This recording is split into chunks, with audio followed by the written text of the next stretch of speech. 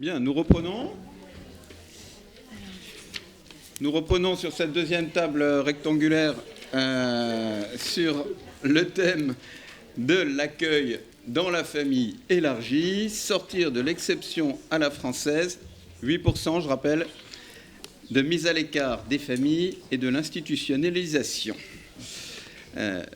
Donc on l'a vu, on en a parlé tout à l'heure. Bon, c'est finalement quand même cette question de la place des tiers est assez, c'est évidemment très récemment qu'on la voit surgir là en France, donc avec les débats sur la protection de l'enfance, donc l'influence donc des expériences étrangères donc bien ancrées donc dans certains pays. On peut parler aussi de la démarche de consensus autour des besoins fondamentaux de l'enfant, notamment la question du respect de ces liens d'attachement, quels qu'ils soient, qui nous conduisent à avancer. Mais ce qu'on voit quand même, c'est qu'on a une réalité qui est assez édifiante. Alors on a parlé des chiffres, des fameux 8% ce matin. On pourrait également, ça n'a pas été évoqué, mais c'est quand même assez significatif sur le plan procédural, par exemple, en matière d'assistance éducative. On se rend compte que le tiers n'a aucune place. Il ne peut pas saisir le juge d'une demande, une demande de droit de visite, une demande de garde de l'enfant. Il peut seulement se faire connaître et formuler des demandes éventuellement, mais auxquelles le juge n'est absolument pas tenu de répondre. Il n'y a aucune disposition d'ailleurs en matière d'assistance éducative qui prévoit que le juge peut accorder un droit de visite et d'hébergement à un tiers autre que les pères et mères. Il faut se référer à d'autres textes ou à une jurisprudence de la Cour de cassation pour ce faire. Lorsque le juge même statue sur des demandes de tiers, bien souvent les décisions ne lui sont pas notifiées, donc il ne peut pas faire appel. Les tiers, par exemple, également, même quand ils sont dans le dossier, n'ont pas accès au dossier d'assistance éducative. Donc même l'avocat des grands-parents à qui l'enfant est confié, juridiquement, ne peut pas venir consulter le dossier d'assistance éducative. Donc c'est pour vous dire aussi que c'est vrai que le législateur a fait avancer les choses sur certains points. En tout cas, sur le plan procédural, on n'en est pas là. La loi du 7 février 2022 donc, a en effet voulu prioriser l'accueil de l'enfant par l'autre parent, par un membre de la famille ou par un tiers digne de confiance, donc par rapport au placement institutionnel ou auprès de l'aide sociale à l'enfance, et donc en obligeant le juge à ce titre à faire procéder de façon systématique et sauf placement urgent à une évaluation des ressources familiales ou des proches de la famille en cohérence avec le projet pour l'enfant avant de décider éventuellement de le confier à un établissement éducatif ou à l'aide sociale à l'enfance, mais sans prévoir aucune sanction de l'absence d'une telle démarche.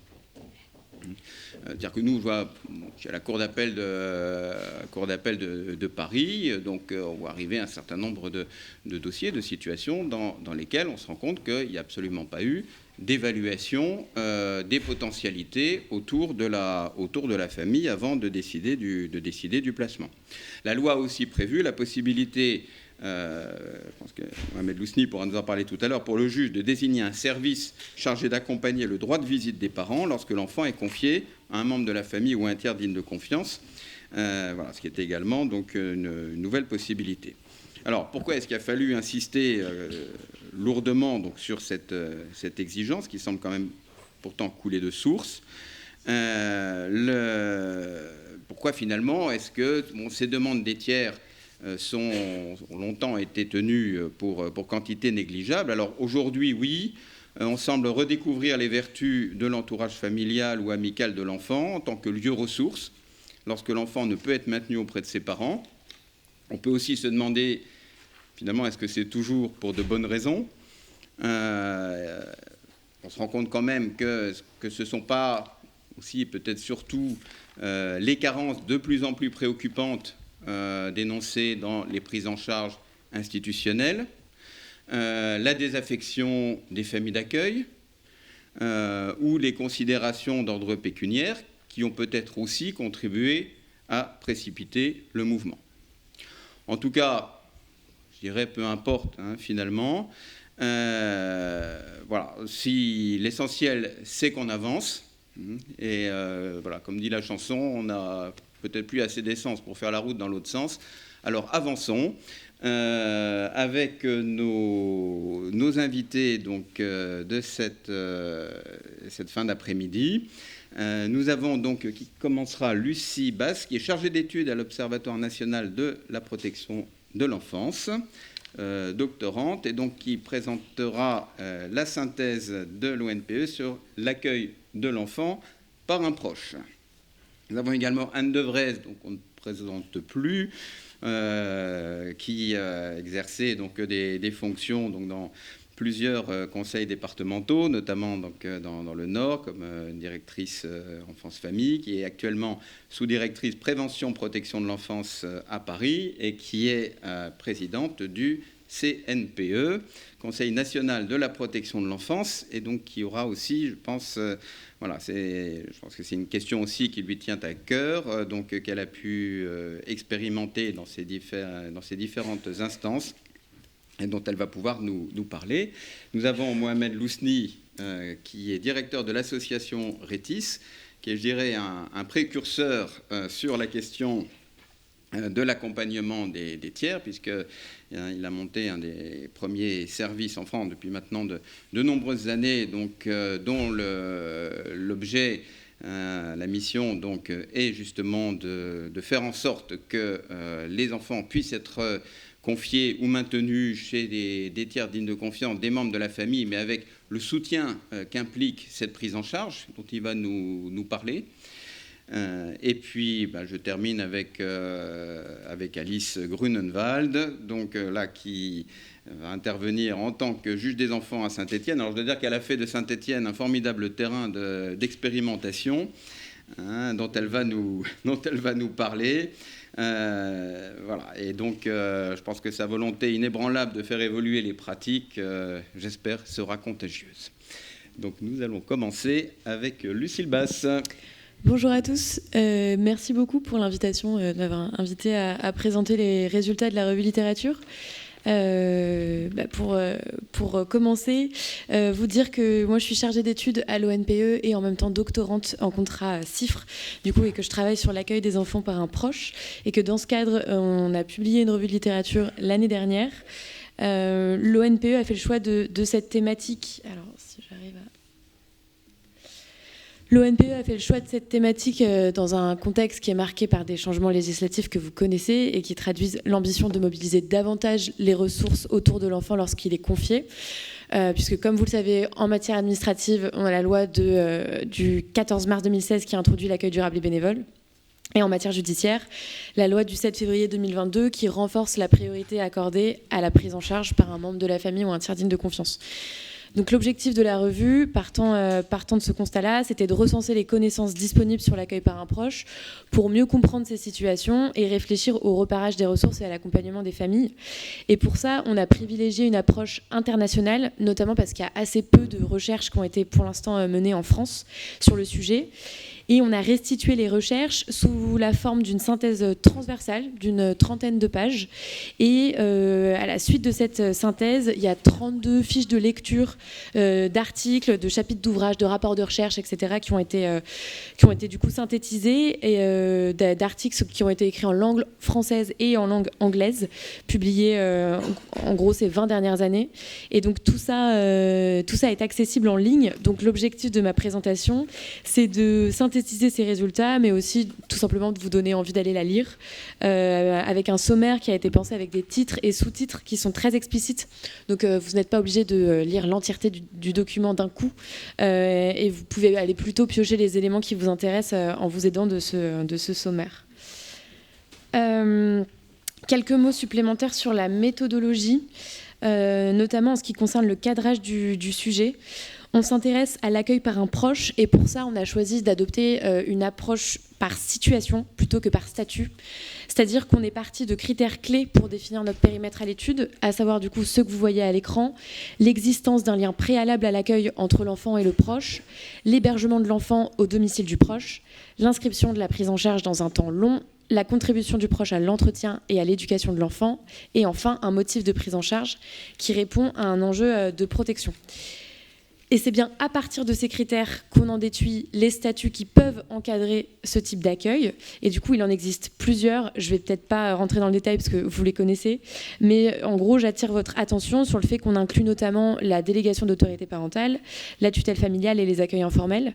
Donc ceux qui sont issus d'arrangements familiaux privés qui n'impliquent pas les institutions. Et donc qu'on ne se concentre pas uniquement sur les accueils par des tiers dignes de confiance. Ça fait une différence dans les situations qu'on a regardées. Cette approche par situation plutôt que par statut d'accueil, ça revient pas au même, puisque selon nos critères, par exemple, des mineurs non accompagnés qui sont pris en charge par des familles bénévoles dans le cadre d'un accueil durable et bénévole rentrent pas dans notre périmètre, alors qu'ils seraient inclus si on partait de l'accueil durable et bénévole en tant que statut en tant que tel. Mais en l'occurrence, donc c'est vraiment garder en tête cette idée qu'on part des critères plutôt que des statuts et que les statuts derrière sont plutôt des outils en fait pour accompagner les familles et pour s'adapter à leur situation. On a adopté cette approche aussi sous la contrainte que la revue elle est internationale, donc de fait les statuts ne sont pas les mêmes selon les pays, mais on a essayé de transformer cette contrainte en opportunité puisque ça nous a permis de mettre en évidence la singularité du système de protection français, puisque chez nous la démarcation entre les différents types d'accueil familial se fait essentiellement entre les assistants familiaux qui sont des figures professionnelles et les accueillants bénévoles, qui sont pour la plupart issus de la famille ou l'entourage de l'enfant, alors qu'à l'international, les recherches, mais aussi sur le plan statistique, donc les services statistiques publics, ils opèrent plutôt une distinction entre les accueillants qui sont issus de l'entourage de l'enfant et les accueillants qui n'en sont pas issus. Cette différence, elle s'explique notamment par le fait que l'accueil familial bénévole, assuré par des familles qui se portent volontaires spontanément auprès des institutions, c'est beaucoup plus répandu au-delà de nos frontières, parce qu'il n'y a pas toujours l'équivalent des assistantes familiales qui sont du coup des figures professionnelles. Le recensement de la littérature a permis de mettre en évidence plusieurs thématiques récurrentes qui constituent un peu le fil rouge de mon intervention et qui font chacune l'objet d'une partie dédiée dans la synthèse. Donc, qui sont les enfants et les proches impliqués ? Donc là, vraiment, on part de leur profil sociodémographique, les parcours d'accueil, le point de vue des différentes parties prenantes et la trajectoire des enfants à court et long terme. Alors, qui sont les enfants et les proches impliqués dans ces accueils ? On se rend compte d'abord qu'il existe assez peu de statistiques publiques sur le sujet, puisqu'en France, on sait qu'il y a environ 15 000 tiers dignes de confiance, ce sont les chiffres de l'enquête Aide sociale de l'adresse au 31 décembre 2023.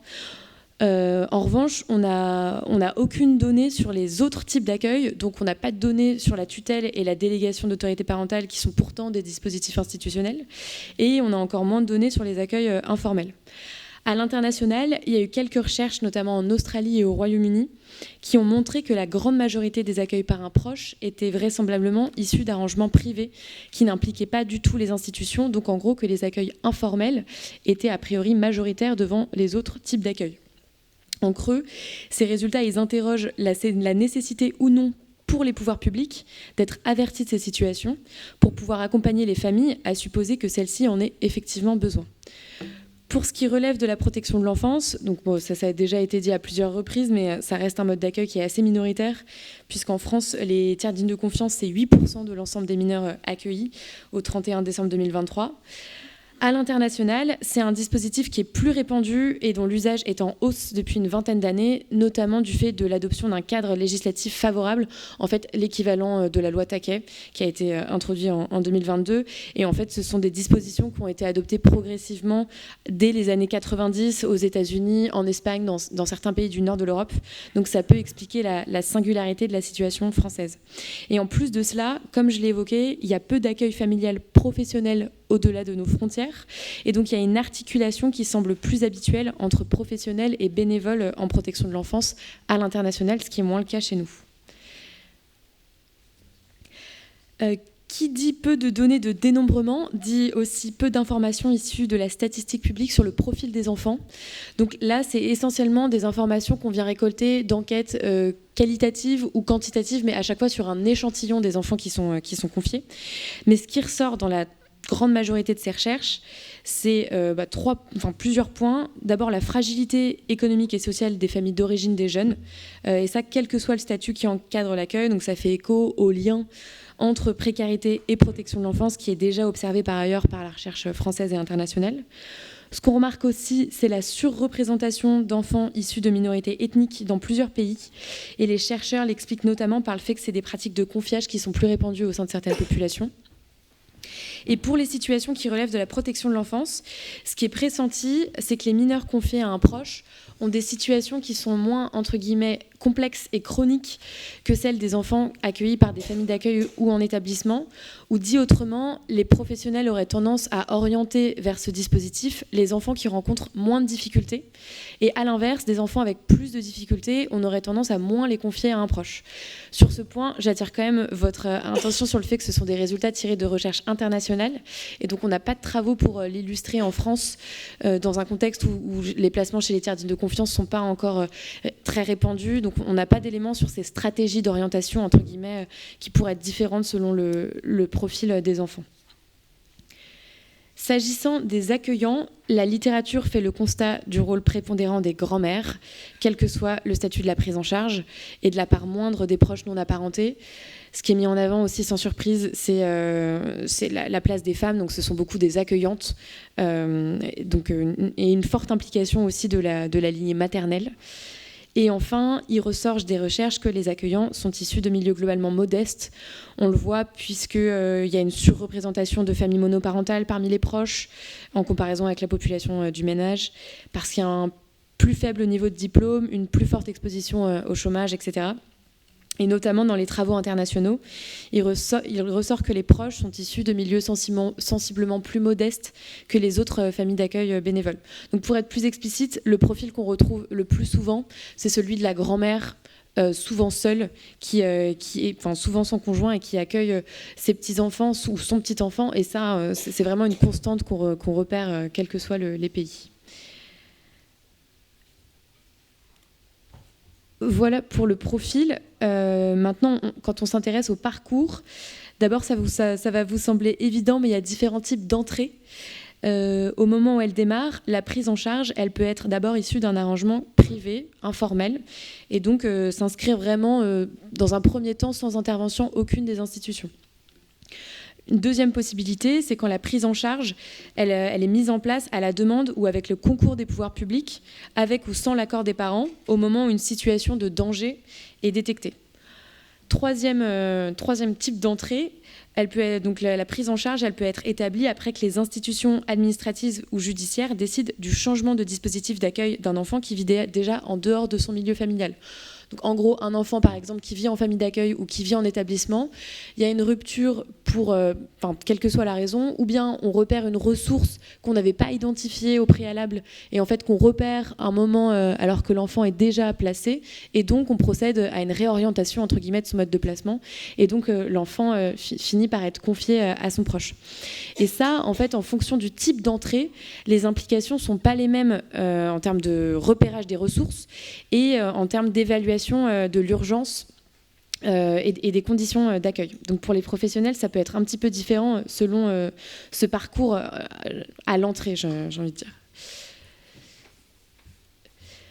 Une fois que l'enfant est confié et qu'il vit chez son proche, une même situation peut donner lieu à des évolutions de statut. Un accueil informel peut évoluer par un accueil chez un tiers digne de confiance ou un accueil durable et bénévole.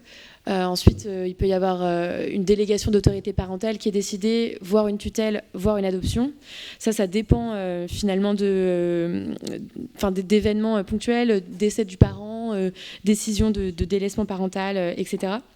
Et donc ça pose la question du choix du statut adapté, non seulement au début de la prise en charge, mais aussi au fil du temps. Et c'est justement une mission qui a été confiée à l'ASE avec l'introduction des CSEC. Et c'est une thématique qui est creusée dans une étude qui a été publiée par l'ONPE cette année, qui s'appelle « Protéger l'enfant sur le long terme quand la perspective du retour en famille s'éloigne ». Et l'étude, elle ne porte pas sur les enfants confiés à un tiers, mais il y a des ponts qui peuvent être faits assez facilement avec la revue de littérature et aussi avec la recherche qui nous a été présentée juste précédemment par Caroline Siffrin-Blanc. De façon sous-jacente, ça pose aussi la question de la bonne information des bénéficiaires et celle de la formation des professionnels pour réussir à déterminer quel est le statut le plus adapté. Et plus largement encore, ça pose la question des statuts eux-mêmes. Par exemple, un tiers digne de confiance qui obtient la tutelle, il perd une allocation d'entretien. Et donc ça pose question de faire peut-être évoluer des statuts de sorte que la tutelle n'empêche pas de pérenniser l'allocation qui est reçue, par exemple. Donc ça, c'est des choses qui peuvent être réfléchies.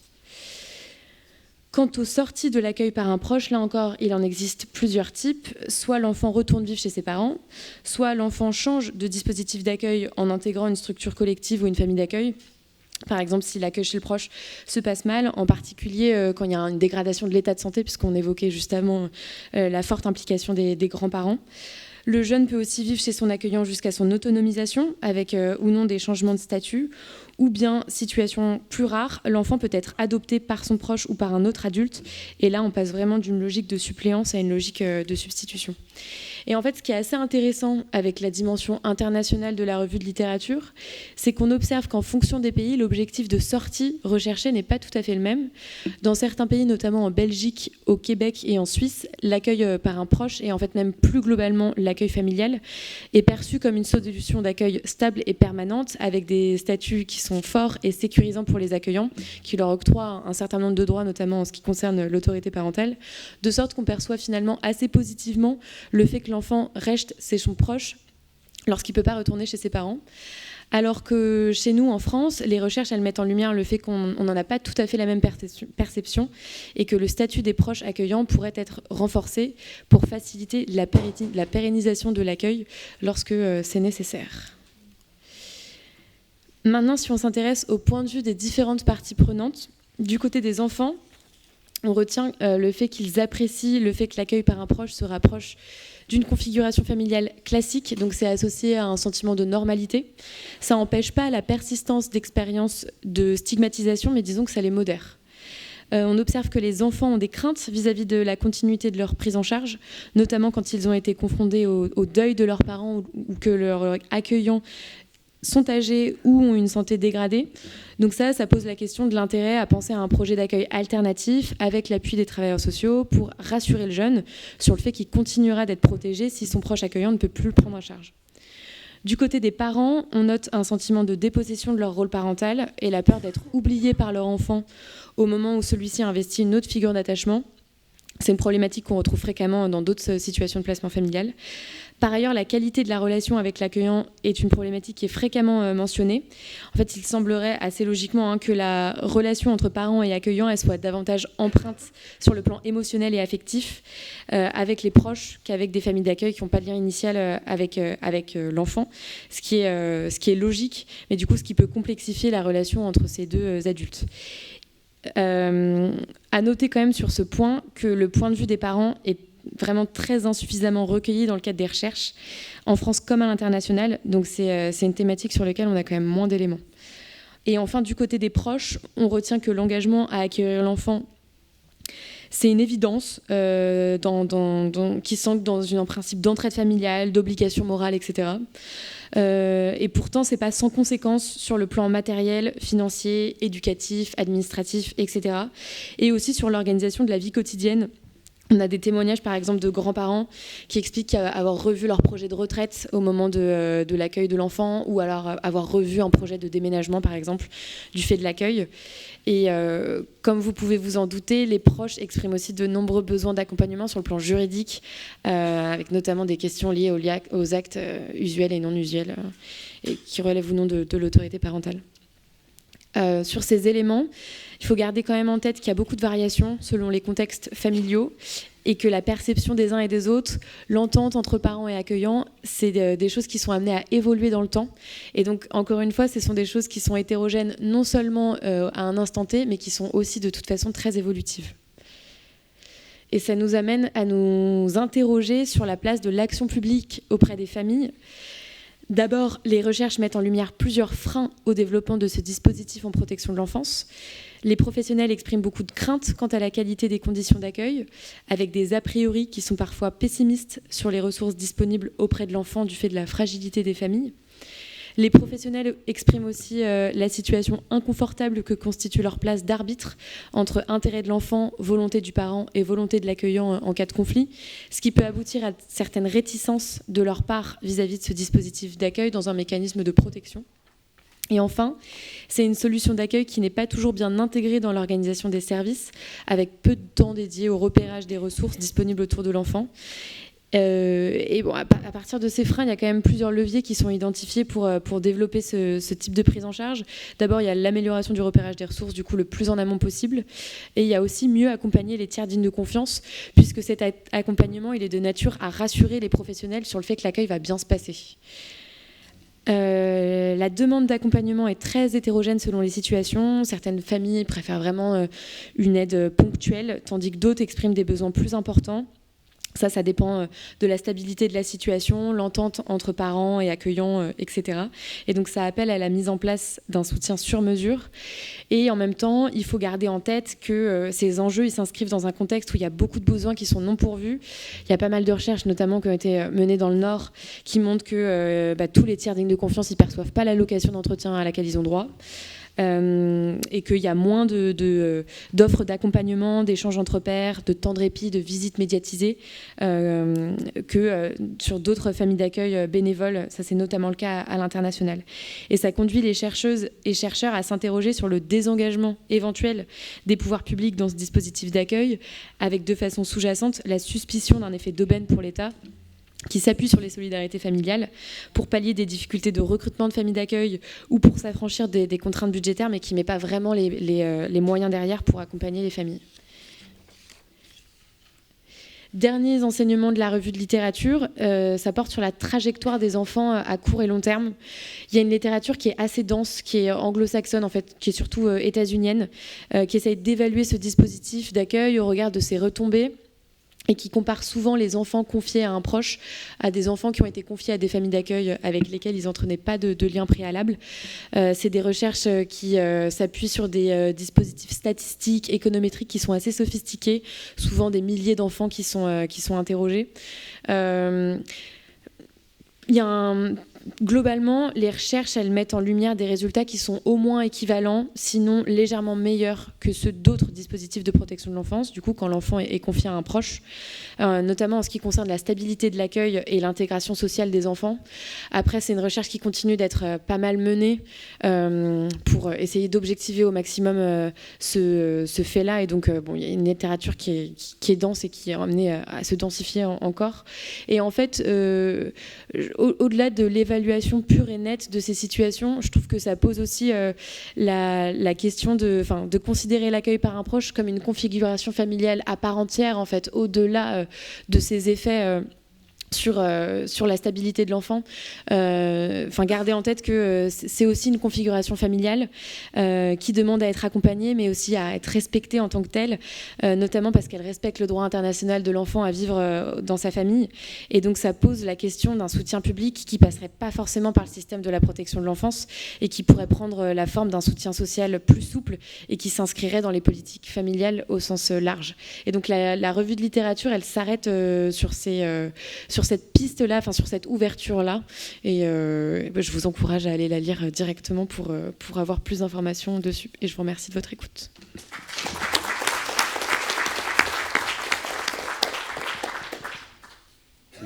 Alors, Anne Devrez, donc l'accueil dans la famille élargie, est-ce que c'est finalement pour les institutions une option par défaut ou une ambition partagée donc pour l'enfant?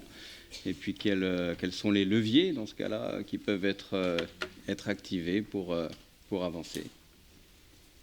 Alors bonjour à tous, merci chère Alice, cher Laurent, pour cette invitation à participer à vos réflexions sur ce sujet dont vous savez qui me tient vraiment à cœur. C'est un sujet essentiel qui paraît être du bon sens en fait. C'est souvent comme ça qu'on nous le renvoie. Très récemment, j'ai beaucoup été interrogée sur cette question-là, mais c'est le bon sens.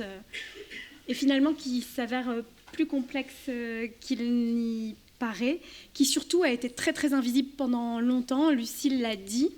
La plupart des accueils par des proches se font sans qu'on le sache.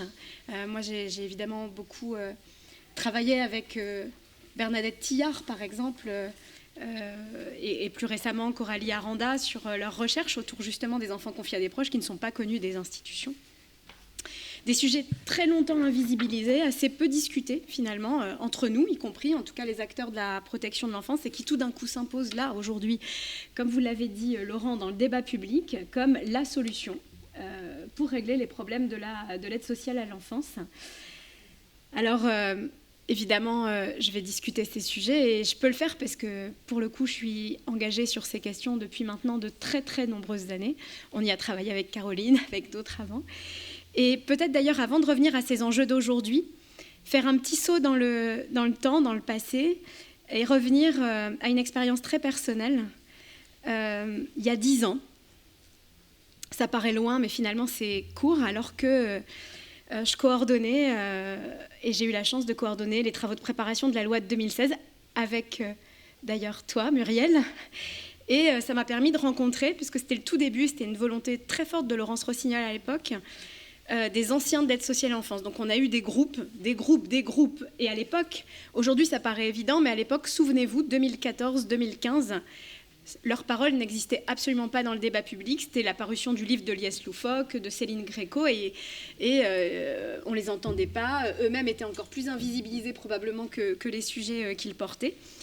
Et je rencontre, mais vraiment des dizaines, dans des groupes organisés, d'adultes qui ont connu la protection de l'enfance, des adultes de tous les âges, qui ont un rapport d'ailleurs très divers avec l'institution DAS, aide sociale à l'enfance, certains très reconnaissants, qui disent que ces institutions les ont sauvés, et d'autres beaucoup plus en colère, comme vous le savez, d'avoir vécu des drames, des violences dans les institutions, de ne pas avoir toujours compris ce qui leur est arrivé. Et donc il y a une grande diversité de publics, des âges très différents. C'est important aussi par rapport à l'idée de sortie.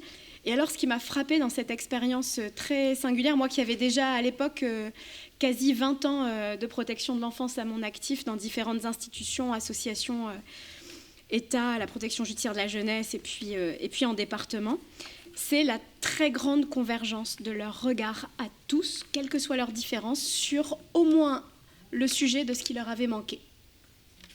Et alors, qu'est-ce qui leur a manqué ?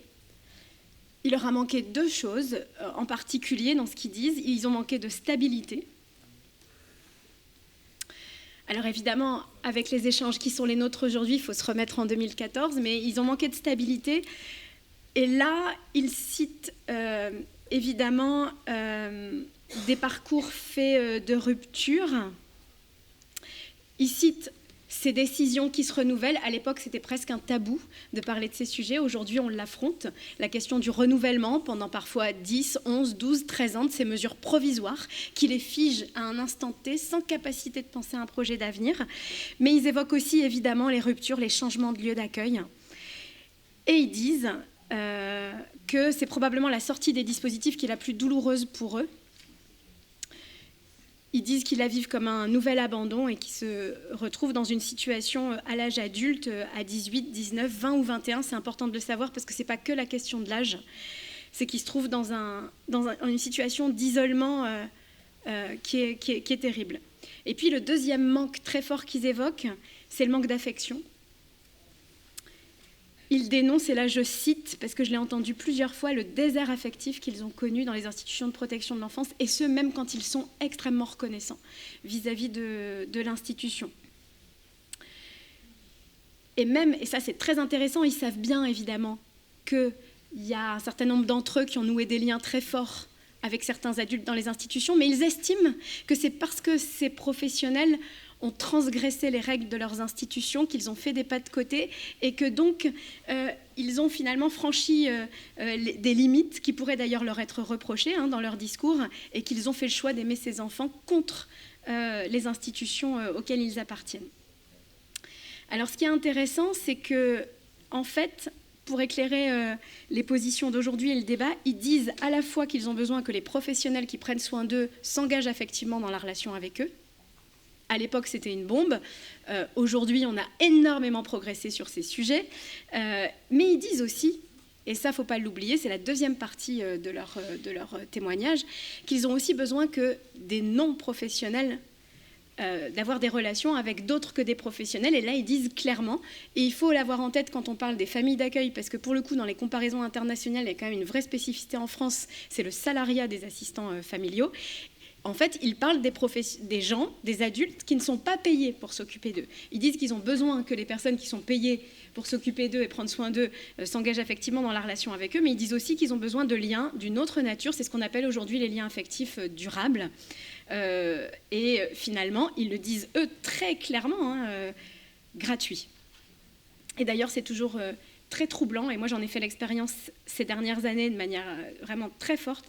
C'est très troublant de voir à quel point les enfants ne croient pas que des adultes qui ne sont pas payés puissent avoir envie et prendre du plaisir à passer du temps avec eux, qu'ils valent le coup d'aller en institution. Caroline et moi avons une collègue à qui un petit un jour n'a pas cru qu'elle n'était pas salariée parce qu'il trouvait qu'elle bossait pas beaucoup, celle-là, hein, parce que vraiment elle venait que le mercredi de temps en temps pour aller à la piscine avec eux. Et elle leur a dit, mais c'est pas mon boulot, hein. Moi je pose des congés pour venir avec vous à la piscine, au musée, etc. Et les petits ne voulaient pas la croire vraiment. Et elle a dit, mais non, je suis pas payée. Et il leur dit, mais alors pourquoi tu fais ça? Mais parce que je passe un bon moment avec vous. Et là, sidération totale. Quelqu'un pourrait donc passer un bon moment avec nous sans être payé pour le faire, même si par ailleurs, ils admettent que les professionnels peuvent aussi passer des bons moments avec eux et qu'ils ont besoin de passer des bons moments avec eux. C'est super important ces constats-là d'avant parce que c'est vraiment ce qui a fondé ma position sur tous ces sujets. À la fois, vous l'avez vu, hein, est très relié ces questions d'être seul après des parcours très fractionnés, après des mesures renouvelées, et puis en même temps ce besoin qu'ils expriment autour du lien affectif durable. Ces témoignages-là, ils ont été depuis largement confirmés, confortés par les recherches. On a évoqué tous ici la démarche de consensus sur les besoins fondamentaux de l'enfant, avec cette question du méta-besoin de sécurité, des liens affectifs durables. Mais c'est aussi la recherche ELAP, coordonnée par Isabelle Fréchon, qui montre le très très très grand isolement des jeunes quand ils quittent l'aide sociale à l'enfance et qui montre la grande fragilité de nos institutions, qui par ailleurs savent faire d'autres choses, mais sur la question de la constitution du réseau social de ces jeunes, là, pour le coup, un grand vide. Et donc, tout ça, ces évolutions-là, ces très grands progrès, ces avancées qu'on a faites à petits pas depuis ces années, ces 5 dernières années, grâce à la recherche, grâce aux témoignages, à ce qu'on appelle aujourd'hui les savoirs d'expérience de ces anciens de l'ASE, on les appelle comme ça, qui nous obligent à bouger et à faire changer les choses.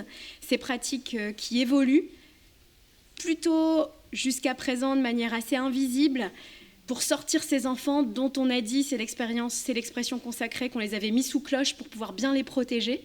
Comment on change finalement complètement de paradigme pour soutenir finalement les liens de ces enfants avec tous, avec leur environnement, et y compris au-delà des professionnels qui prennent soin d'eux. Il ne faut pas oublier non plus d'où on vient, la DAS, les espaces de relégation de ces enfants très loin du monde. N'oublions pas notre héritage parfois un petit peu lourd.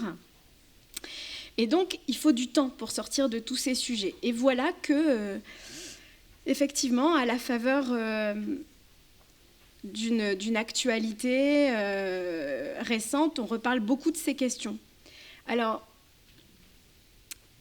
on est quelques-uns là en réseau, dans pas mal de départements, les choses bougent. Et puis on a pris conscience aujourd'hui clairement que le risque finalement pour les enfants, il est plus grand de les priver de ces liens que le risque qu'on prend à favoriser ces rencontres qui ne sont jamais absolument certaines, etc.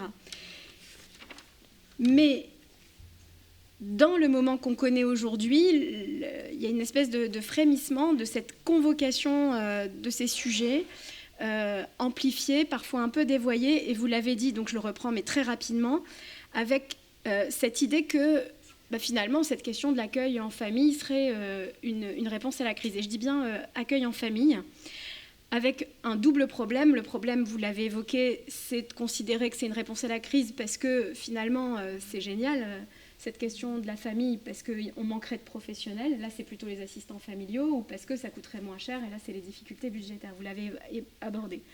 L'autre point un peu plus diffus, beaucoup plus implicite, c'est une certaine forme de retour à une forme d'idéologisation de nos sujets dans des mouvements de balancier qui amènerait à considérer la famille comme seul horizon possible pour ces enfants. C'est pour ça que je reprends le terme de famille, et nous, on était invités à réagir à propos des grands-parents précisément.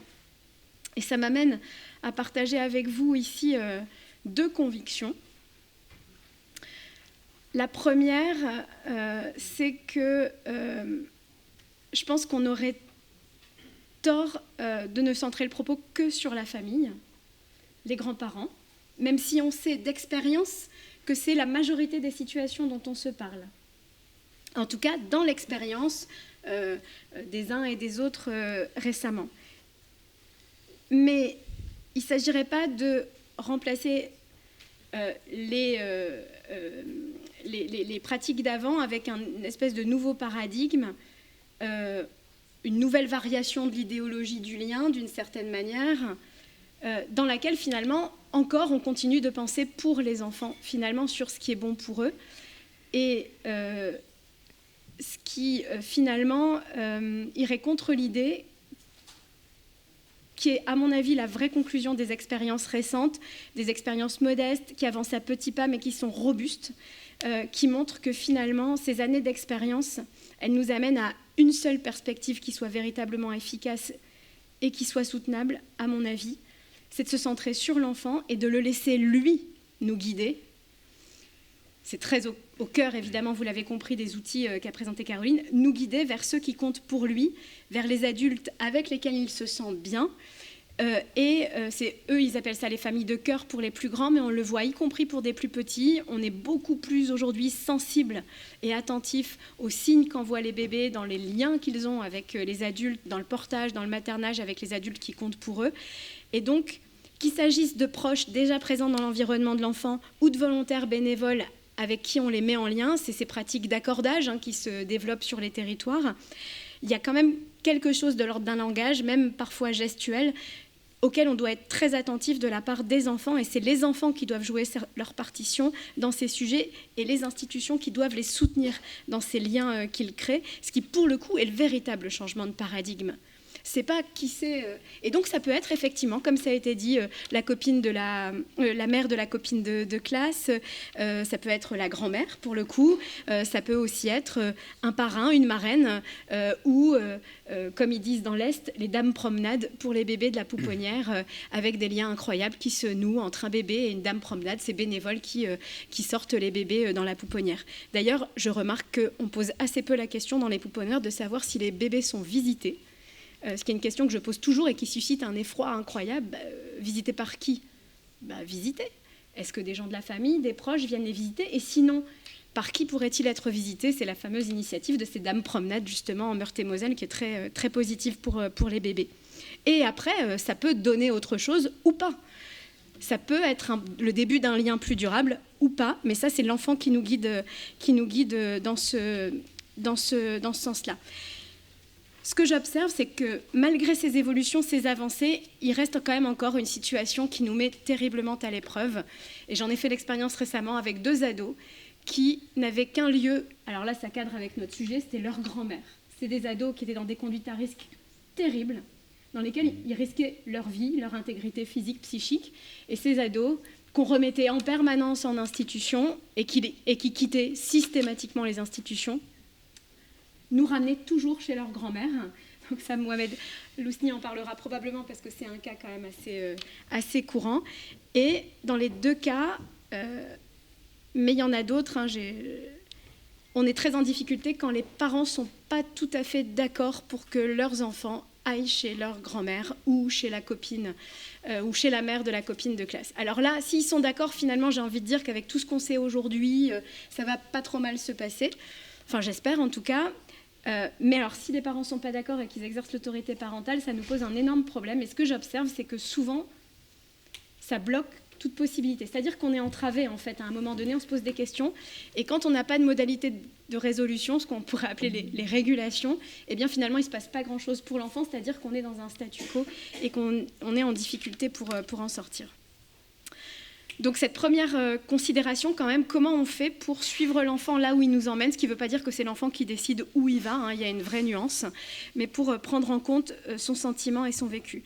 Et la deuxième conviction que je souhaiterais partager avec vous, je pense que j'ai épuisé mon temps, donc je vais y aller très vite, mais peut-être que ça sera l'objet de discussion, c'est cette question de la désinstitutionnalisation que vous avez posée dans le sujet, comme si ces pratiques étaient de la désinstitutionnalisation. Alors je sais qu'au plan de définition européenne, on pourrait appeler ça de la désinstitutionnalisation, mais en tant que vieille de la protection de l'enfance ici, j'ai envie de dire que pour moi, c'est précisément le contraire de la désinstitutionnalisation si on prend la clinique institutionnelle et la fonction instituante. Et en tout cas, c'est ce que je souhaite, parce que c'est pour moi la seule condition de pouvoir travailler dans ces conditions. Ça rejoint un certain nombre des questions soulevées par la revue de littérature de l'ONPE, de Lucille Balz. C'est un travail subtil, extrêmement complexe, qui est mené dans beaucoup de pays par des plateaux techniques de professionnels très aguerris, spécialement formés, qui font ce qu'on pourrait appeler en France une forme d'aide aux aidants très qualifiée, qui à la fois veille au bon développement de l'enfant et veille à soutenir les aidants, ceux qui prennent soin de lui, y compris quand c'est des proches, des gens qui ne sont pas des professionnels et qui prennent soin de lui, avec des outils validés, des appuis scientifiques réels. Pour moi, c'est ça, hein, l'institutionnalisation. Ce n'est pas les murs ou autre chose.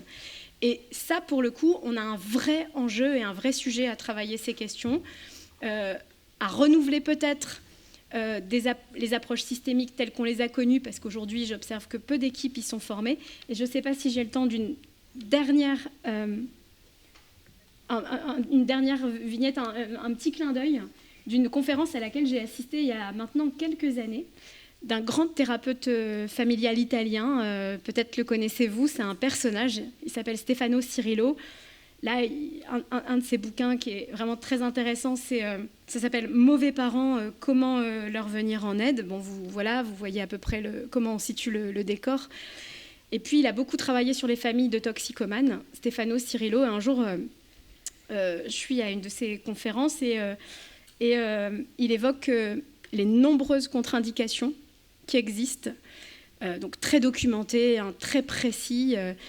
Donc ces contre-indications à confier les enfants de parents toxicomanes à leurs grands-parents, donc les parents du parent toxicomane. Et alors c'est très étayé, il montre toutes les complications qu'amène ce type de situation.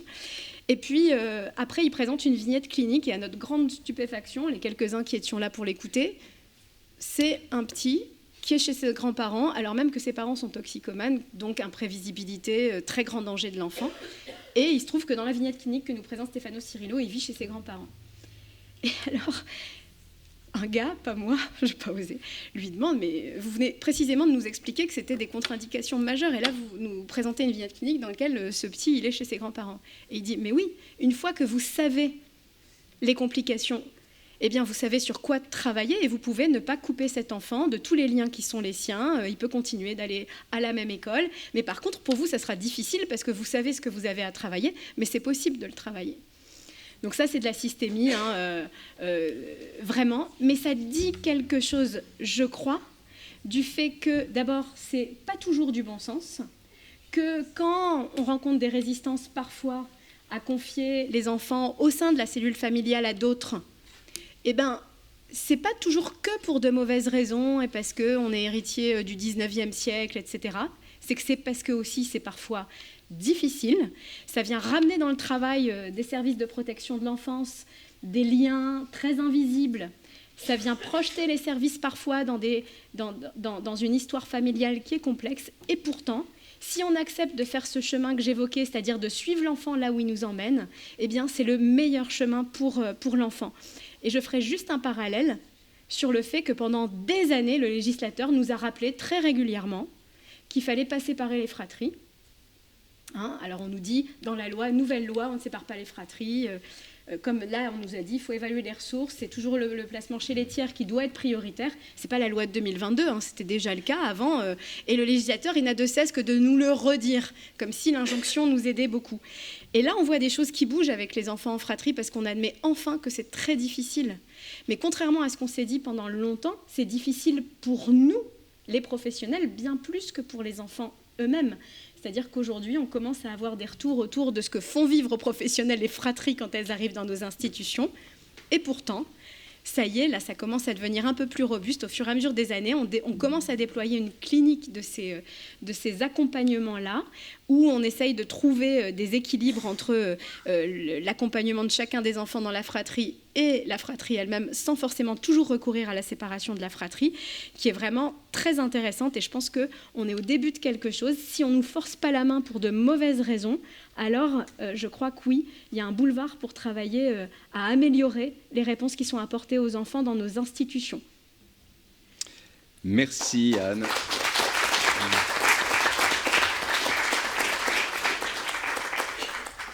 Alors, suivre l'enfant là où il nous emmène, ça doit vous parler, Mohamed Lousni. Depuis des années, vous allez nous parler de cette association. C'est-à-dire que vous n'avez pas attendu, vous, la crise de la protection de l'enfance pour explorer de nouvelles pistes. Et donc, on aimerait savoir déjà comment vous est venue cette idée, cette volonté de trouver d'autres chemins que les chemins traditionnels pour la protection de l'enfance. Et puis, comment aujourd'hui on fait aussi en sorte que le modèle puisse se répandre, en tout cas que cette idée-là puisse infuser un peu partout en France et pas seulement dans cette belle région de Savoie. Très bien. Merci de cet accueil, puisque la dernière fois où je suis venu à une de vos journées, je crois que ça remonte à 2017. Donc c'était déjà Alice qui avait proposé que je puisse venir. J'étais venu pour parler des conférences du groupe familial. Là, on est en 2025, et puis avec un peu de chance, en 2033, je reviendrai. Pas de problème. Comment alors, donc là, ça veut dire parler je vais faire court dans tout le parcours, parce que c'est quand même 25 ans de pratique. Moi, je suis tombé un peu dans la marmite. J'avais 18 ans quand j'ai commencé comme éducateur, et puis après, j'ai fait des études d'éduc, de sociologue, etc. Mon fil conducteur, ça va être une pratique qui après devient un service, puis ce service est étayé par de la recherche, et ensuite de la formation, et puis finalement, en 2022, conforté par la loi. Au point de départ, en 2000, je dirige un service d'accueil d'urgence, et puis finalement, l'accueil d'urgence 13-18, accueillir, observer, orienter, enfin évaluer. Et il y avait des mômes qui en fait étaient orientés en placement, qui fuguaient, qui allaient chez la mamie, chez la voisine, etc. Et puis ils revenaient, j'appelais ça des mesures boomerang, et donc ils nous revenaient. Et ça posait problème, parce qu'on avait à peu près, grosso modo, 60% de gamins qui retournaient chez eux. Et puis, le problème des accueils d'urgence, vous savez, c'est le relais. Donc, quand le relais ne sortent pas, ça augmente. Et là, je me suis dit, mais ils ont des solutions. Pourquoi ne pas partir de ces solutions-là? Donc, moi, je suis parti de mes échecs et de la question suivante. Donc, comment est-ce qu'on pourrait construire un cadre qui puisse tenir compte de la singularité de ces enfants, mais qui soit socialement acceptable? Puis en fait, j'ai vu que la loi de 58, elle le permettait déjà, puisque le juge des enfants, il peut confier à l'autre parent un membre de la famille ou un tiers digne de confiance. Donc en fait, la loi le permettait, mais la pratique. Et comme dans ma pratique, je cherche des alliés, donc moi, c'est mamie, c'est voisins, etc. C'était des alliés. Et du coup, c'est comme ça qu'en 2006, donc j'ai monté une association, Rétis, qui a ouvert, je crois, en 2008. Pile poil, il y avait une fenêtre. C'était le premier schéma départemental de protection de l'enfance en Haute-Savoie.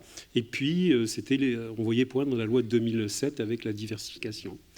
Et là, donc, je me retrouve avec le directeur enfance-famille. Je prends une feuille, je fais 3 cercles. Je dis, ça, c'est les parents, il faut des mesures. Ensuite, c'est l'entourage. Et puis, l'accueil pour ceux qui peuvent ni avec les parents, ni avec les proches. Parce que je suis parti d'une question simple, c'est pourquoi le premier secours est le dernier recours? Pourquoi est-ce qu'on passe du premier cercle au 3e pour revenir au 2e? Un bébé secoué va se retrouver en pouponnière, il va passer 1 an, puis il va revenir 1 an après chez la grand-mère paternelle, la mère de l'auteur. Celle à qui je pense, c'est l'institut. C'est quand même fou qu'on ne puisse pas directement aller là, sans passer par ce placement en urgence, qui est renouvelé pour 6 mois, et puis des accords entre ceux qui font une MJE, ceux qui sont garants du placement sur le TDC, et puis finalement, au bout de 2 MJE, on arrive à retourner. Donc, du coup, c'est comme ça que Rétis est né. Et on a eu de la chance parce que c'était, peut-être que vous, ça vous dit rien, mais c'était l'initiative privée avant les appels à projets. L'initiative privée, c'est que si on avait des projets, qu'on les proposait, donc que le département était partant, on passait en CROSM et après on avait des autorisations. Maintenant, ça a changé. C'est des appels à projets avec des cahiers des charges. Et c'est comme ça que Rétis, ça vient du mot latin retinium, c'est filet de sécurité, puis Rétis, c'est aussi l'anagramme de tiers, parce que 80% de notre public, à nous, c'est des familles monoparentales. Donc, pour moi, pour que, vous savez, dans le guépard, là, tout change pour que rien ne change, il fallait un nouveau service. Donc, j'ai vu que dans la situation des tiers, à l'époque, là, on va revenir en 2007, il y avait ce que j'appelais le tiers sec. Le juge pouvait confier l'enfant à un proche jusqu'à nouvelle décision. Et puis il y avait le tiers avec l'AMO. Et comme à ce moment-là, je m'intéressais en fait, je faisais un DIS, un diplôme d'ingénieur du social, j'avais monté un café d'aide aux aidants pour les enfants de parents atteints d'Alzheimer.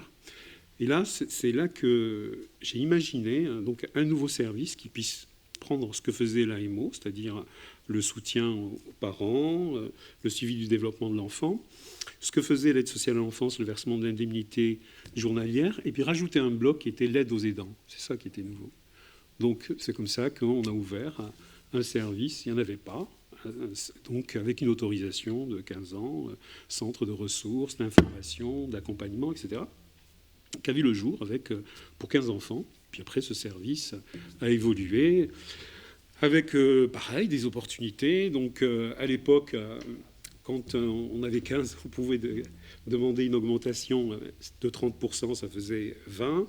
Puis, il y a un décret qui est sorti, donc c'était la possibilité de doubler et donc de passer à 40. Et ce décret est rentré dans la loi. Aujourd'hui, c'est un service qui accompagne 110 enfants confiés à des proches. Donc ça, c'était un peu nouveau. Comme on faisait aussi de l'AMO à côté, ça n'a pas ébouriffé le local. On était là. Il y avait ce service a amené à travailler sur 4 axes. Donc le soutien des tiers.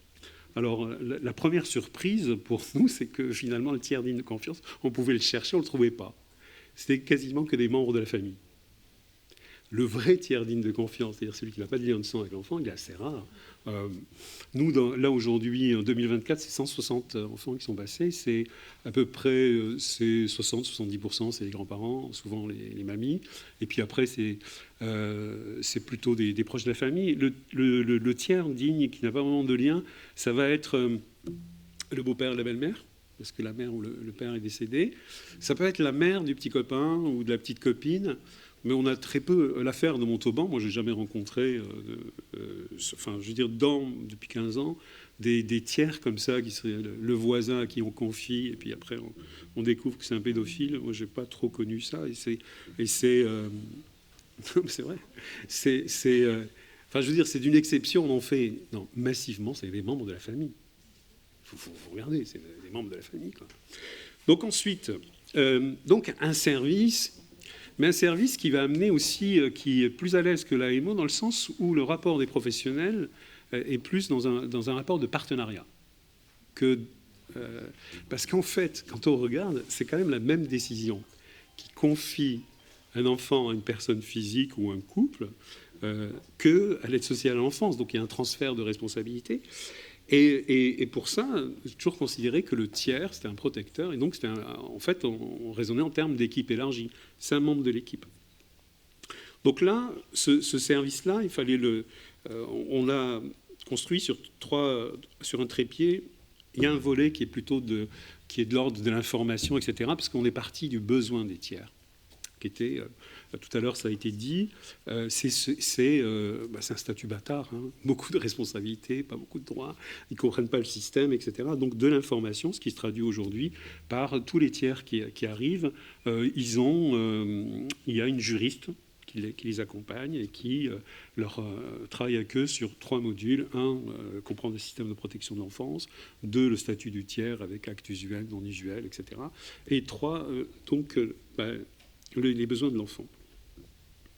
Il y a un autre pôle qui est celui de l'évaluation et un troisième, l'accompagnement. Et ce n'est pas les mêmes personnes parce qu'on n'a pas voulu que ceux qui fassent l'évaluation soient ceux qui fassent l'accompagnement. Et donc dans l'évaluation, on peut être sollicité pour faire une évaluation. Donc il y a une négo avec le département, on a une vingtaine d'évals à faire. Et puis quand on les a atteints, c'est de la co-évaluation avec leur secteur. Et du côté de l'accompagnement, c'est une équipe avec des psychologues et des éducateurs, systématiquement en binôme. Donc un travailleur social, souvent une assistante sociale, qui, elle, est dans le soutien du tiers, des parents, il travaille avec le partenariat, et un psychologue attachementiste, qui, lui, est dans le suivi du développement de l'enfant. Il travaille sur une clinique de lien avec l'enfant, ses parents, etc. Et un service qui est venu enlever une épine des pieds des tiers qui, souvent, se retrouvaient à devoir faire les visites en présence de tiers chez eux. Donc ce service-là, voilà, il ramenait quelque chose aussi qui n'existait pas, qui était une astreinte H24. Donc avec cette possibilité de joindre, donc c'est des services qui sont ouverts du lundi au samedi. Aujourd'hui, c'est 9 professionnels qui sont dans ce service-là. Petit à petit, c'est dégagé 2 modes d'accompagnement, ce que je dirais le tiers d'un moment et le tiers pour la vie. Le tiers d'un moment, c'est souvent un dépannage, parce que le parent est empêché, parce qu'il fait une cure, parce qu'il est incarcéré, etc. Et donc, c'est le temps que le parent revienne dans le circuit. Le tiers d'un moment, c'est le tiers indigne. C'est que parfois, une évaluation montre que, j'en ai pas vu beaucoup, mais les tiers peuvent donc être maltraitants. Le tiers d'un moment, c'est aussi l'adaptation du statut. C'est quand vous avez une gamine qui est confiée à sa mamie à l'âge de 6 ans, elle a 15 ans, c'est des visites en présence d'un tiers avec la maman, donc ça n'a pas de bon sens, ça n'a pas de sens de rester dans ce cadre-là, et donc il faudrait qu'il y ait un accompagnement. Pourquoi je dis d'un moment ? Parce qu'au début, je me disais le court terme, le long terme, et en fait pas du tout, parce qu'on a vu des fois des mamies se déporter, parce que leur fille, donc avec 3-4 gamins, pour éviter qu'il soit placé, de s'en occuper. Elle quitte son boulot, elle devient tiers digne de confiance, etc. Et ça dure 2, 3, 4 ans, et les gamins reviennent auprès de la mère. Pour éviter, c'est ce devoir moral, donc éviter qu'il rentre dans le système. Le tiers pour la vie, la vie, c'est souvent ces situations où ça va mal, mais pas si mal. Et les parents sont là, on ne peut pas demander du délaissement, etc. Mais en même temps, il y a des tensions et des conflits. Et là, pour moi, quand je suis parti là-dessus, c'est que j'ai toujours considéré que le conflit, il y avait une part constructive dans le conflit, que le conflit, c'était qu'un moment de la recherche d'un accord, que le conflit, c'était pas forcément un point de départ, que ça pouvait arriver à un point d'arrivée, que le conflit pouvait être dépassé ou simplement régulé par un tiers. Et donc, pour moi, ça n'a jamais posé de problème. Et il y a une juge des enfants qui disait, par exemple, à une assemblée comme ça, parce que souvent, on n'allait pas du côté des membres de la famille, parce qu'il fallait chercher un lieu neutre. Mais vous-même, est-ce que vous pensez que dans les institutions, c'est un lieu neutre ? Moi, je défie quiconque de me dire si aujourd'hui, dans un accueil d'urgence, un foyer, une MEX, etc., c'est un lieu neutre. Donc, le conflit, c'est pas que de la destruction. Ça peut se travailler, etc. Pourquoi pour la vie ? Mais parce que cette mamie qui a 3 enfants, il y en a un qui est chef d'entreprise, l'autre elle est aux États-Unis, elle est prof de littérature, puis la dernière elle est bipolaire, et puis elle a eu une gamine qui n'a pas de père, etc. Et ce sont les assistantes sociales qui lui ont dit « mais vous pouvez devenir tiers digne de confiance ». Donc elle a accueilli cette petite quand elle devait avoir 7-8 ans. La petite aujourd'hui, elle a 25 ans. Elle travaille, elle a son petit copain, elle a son appartement, elle travaille dans un centre équestre, etc. Mais tous les dimanches, avec sa mamie, c'est elle qui a payé le code de conduite, le permis, la bagnole, etc. C'est des liens pour la vie. Et la mère a toujours ses problèmes de bipolaire. N'empêche que je n'irai pas sur les résultats pour les enfants, puisqu'en fait, ça a été très bien présenté, et puis ça rejoint. Donc, ce mode d'accompagnement, c'est très étonnant parce que moi, je rejoins Anne, moi, je n'ai jamais pensé en termes de désinstitutionnalisation parce que, en fait, quand on rentre dans le système, il faudrait associer les parents au projet pour l'enfant. Mais si on raisonne en termes de protection familiale, protection sociale, en fait, ils étaient déjà là. Donc là, on fait une étude avec Catherine Selnay. Il n'y en avait pas à ce moment-là, parce que moi, je suis parti là-dessus parce que j'avais lu un article sur les tiers dignes de confiance. On ne savait pas qui c'était. On ne savait pas ce que devenaient les enfants. Ça m'a intrigué. Et puis, donc, c'était l'occasion de partir sur ce service. Puis assez rapidement, donc, avec Catherine Selnay, ce qui est ressorti assez vite, les réticences, la psychanalyse est quand même beaucoup derrière. La confusion des places, etc. L'âge des grands-parents, tout un ensemble de choses. Ce qu'on a pu voir, et moi, il y a deux, trois, qui vraiment m'ont marqué. D'abord, c'est pas de confusion des places. Il pouvait y avoir une lutte des places. Et ce qui m'a encore plus marqué, c'est qu'en fait, moi, je l'ai formulé comme ça en termes de statut et de fonction, c'est que les tiers étaient déjà là dans la vie de l'enfant. S'ils étaient là dans la vie de l'enfant, ce n'est pas une désinstitutionnalisation. C'est que souvent, l'enfant naissait, la mère le laissait à la mamie, 2, 3, 4 ans, puis après, la mère les récupérait, puis il y avait un clash, il y avait un désaccord, et on passait d'un arrangement familial à une décision judiciaire. Donc pour moi, ils avaient la fonction avec le statut. Donc quand le statut arrive, le statut, c'est celui de tiers digne. Après, comment... j'ai toujours considéré les tiers dignes comme ayant 3 casquettes. Celle de gardien, parce qu'il y a un transfert de responsabilité. Celle d'éducateur, ça a été dit tout à l'heure, donc certains abandonnent l'idée d'une retraite tranquille et ils redeviennent parents. Il y a des gamins qui ne font pas la confusion. Ils disent, moi, la semaine, mon grand-père, c'est un deuxième père, et le week-end, c'est papy, quoi, parce qu'il y a les devoirs, parce qu'il y a des choses comme ça. La troisième casquette, c'est celle de médiateur. C'est-à-dire que pour moi, c'est là où même un membre de la famille est tiers. Dans le tiers, c'est 3 figures. Soit c'est quelqu'un qui met de l'huile sur le feu, soit c'est quelqu'un qui apaise.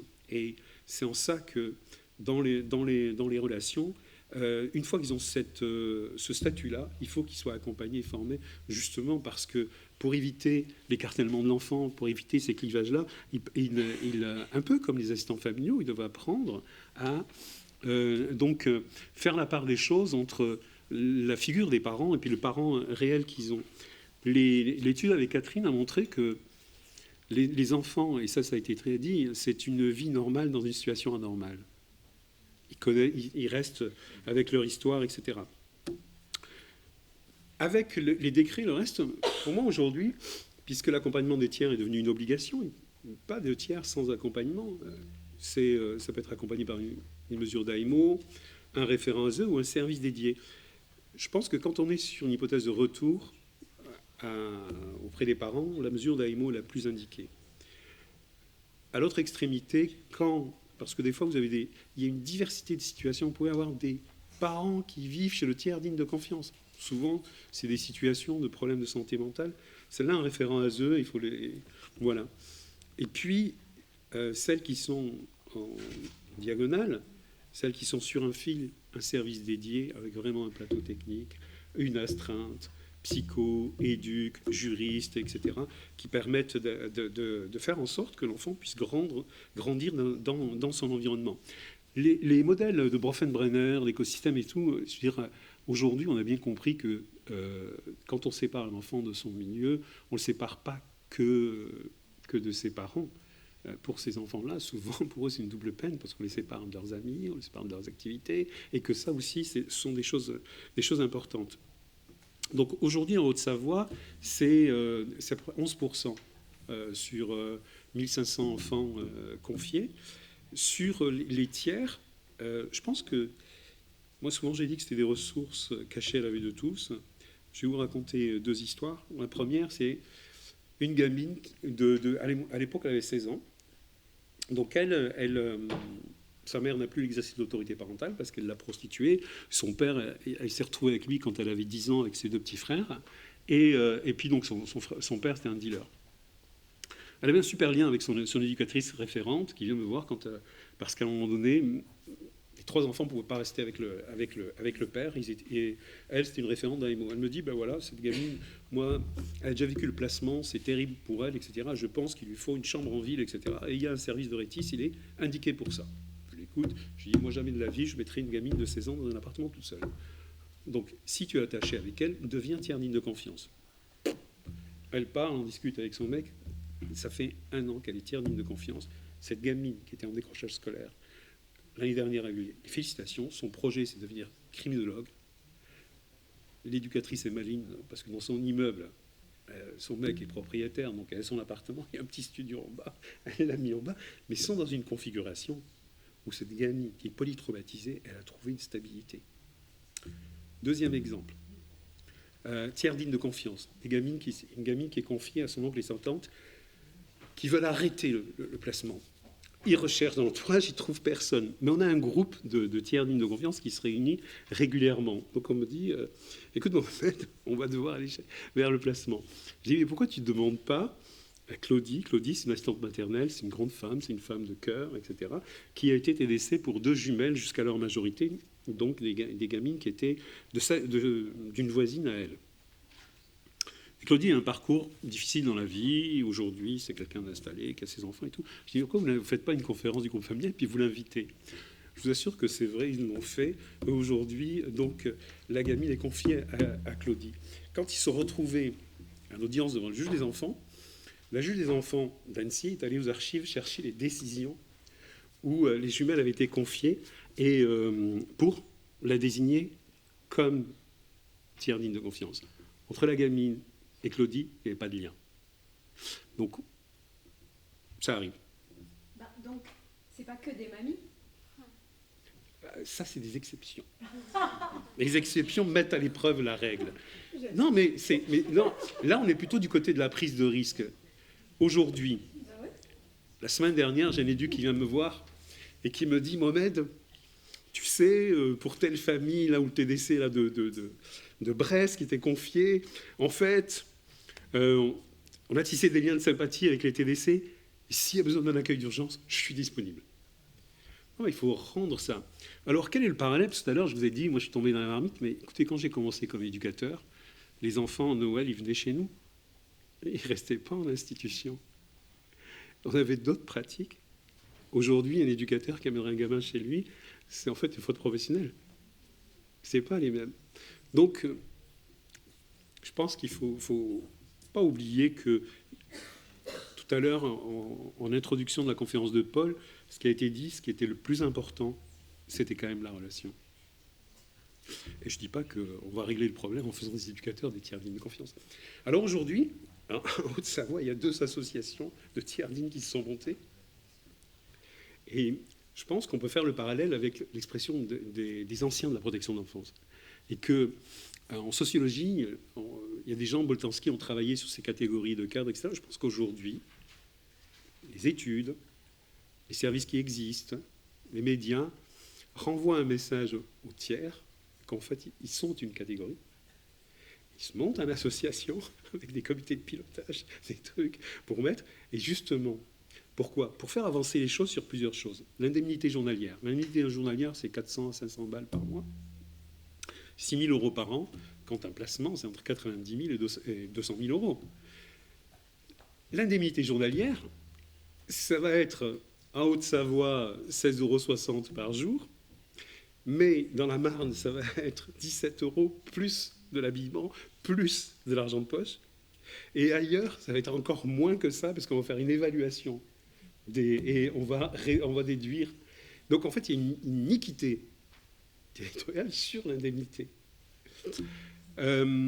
Avancer sur le soutien psychologique des enfants, sur le soutien psychologique des tiers, qui souvent ont le cul entre 2 chaises, et que ce soit gratuit. Avancer sur le fait aussi que l'aide juridique, parce que quand vous voulez aller dans une direction de délégation d'autorité parentale forcée, il faut qu'il y ait un accompagnement.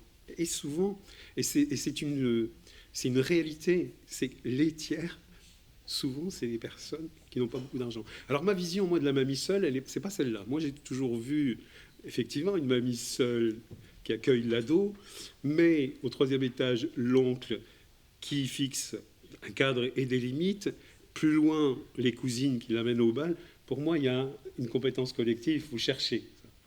Donc la mamie, effectivement, on peut la voir comme un individu. Donc tout ça pour vous dire que sur cette histoire de tiers, la bascule chez moi, ça a été de passer de l'enfant protégé à un réseau protecteur.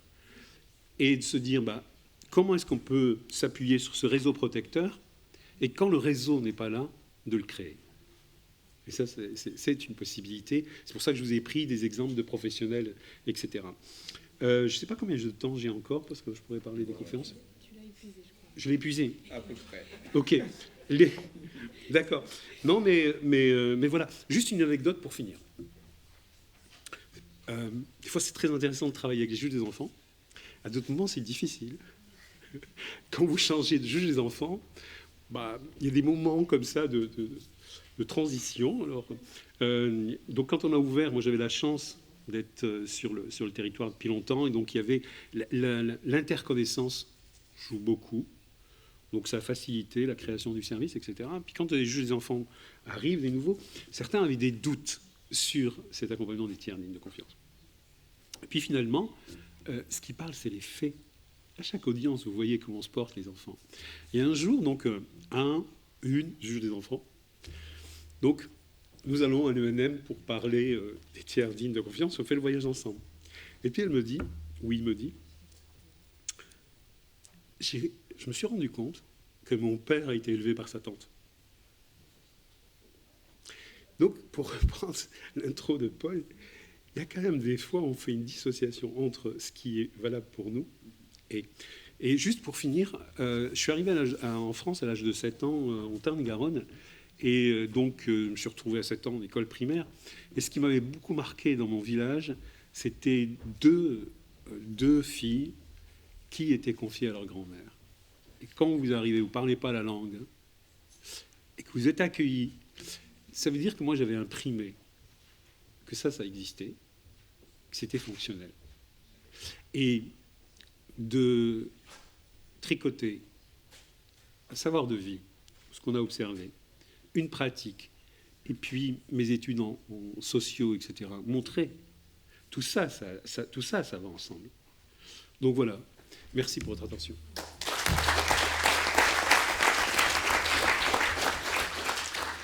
Merci Mohamed. Tout à l'heure à la pause, je discutais avec Camille Chinière, notre collègue d'Auxerre, qui me disait c'est formidable ce qu'on entend là, ça nous rebooste, ça nous donne des idées, ça nous donne envie d'avancer. Et puis le problème, c'est qu'après, on retourne en juridiction.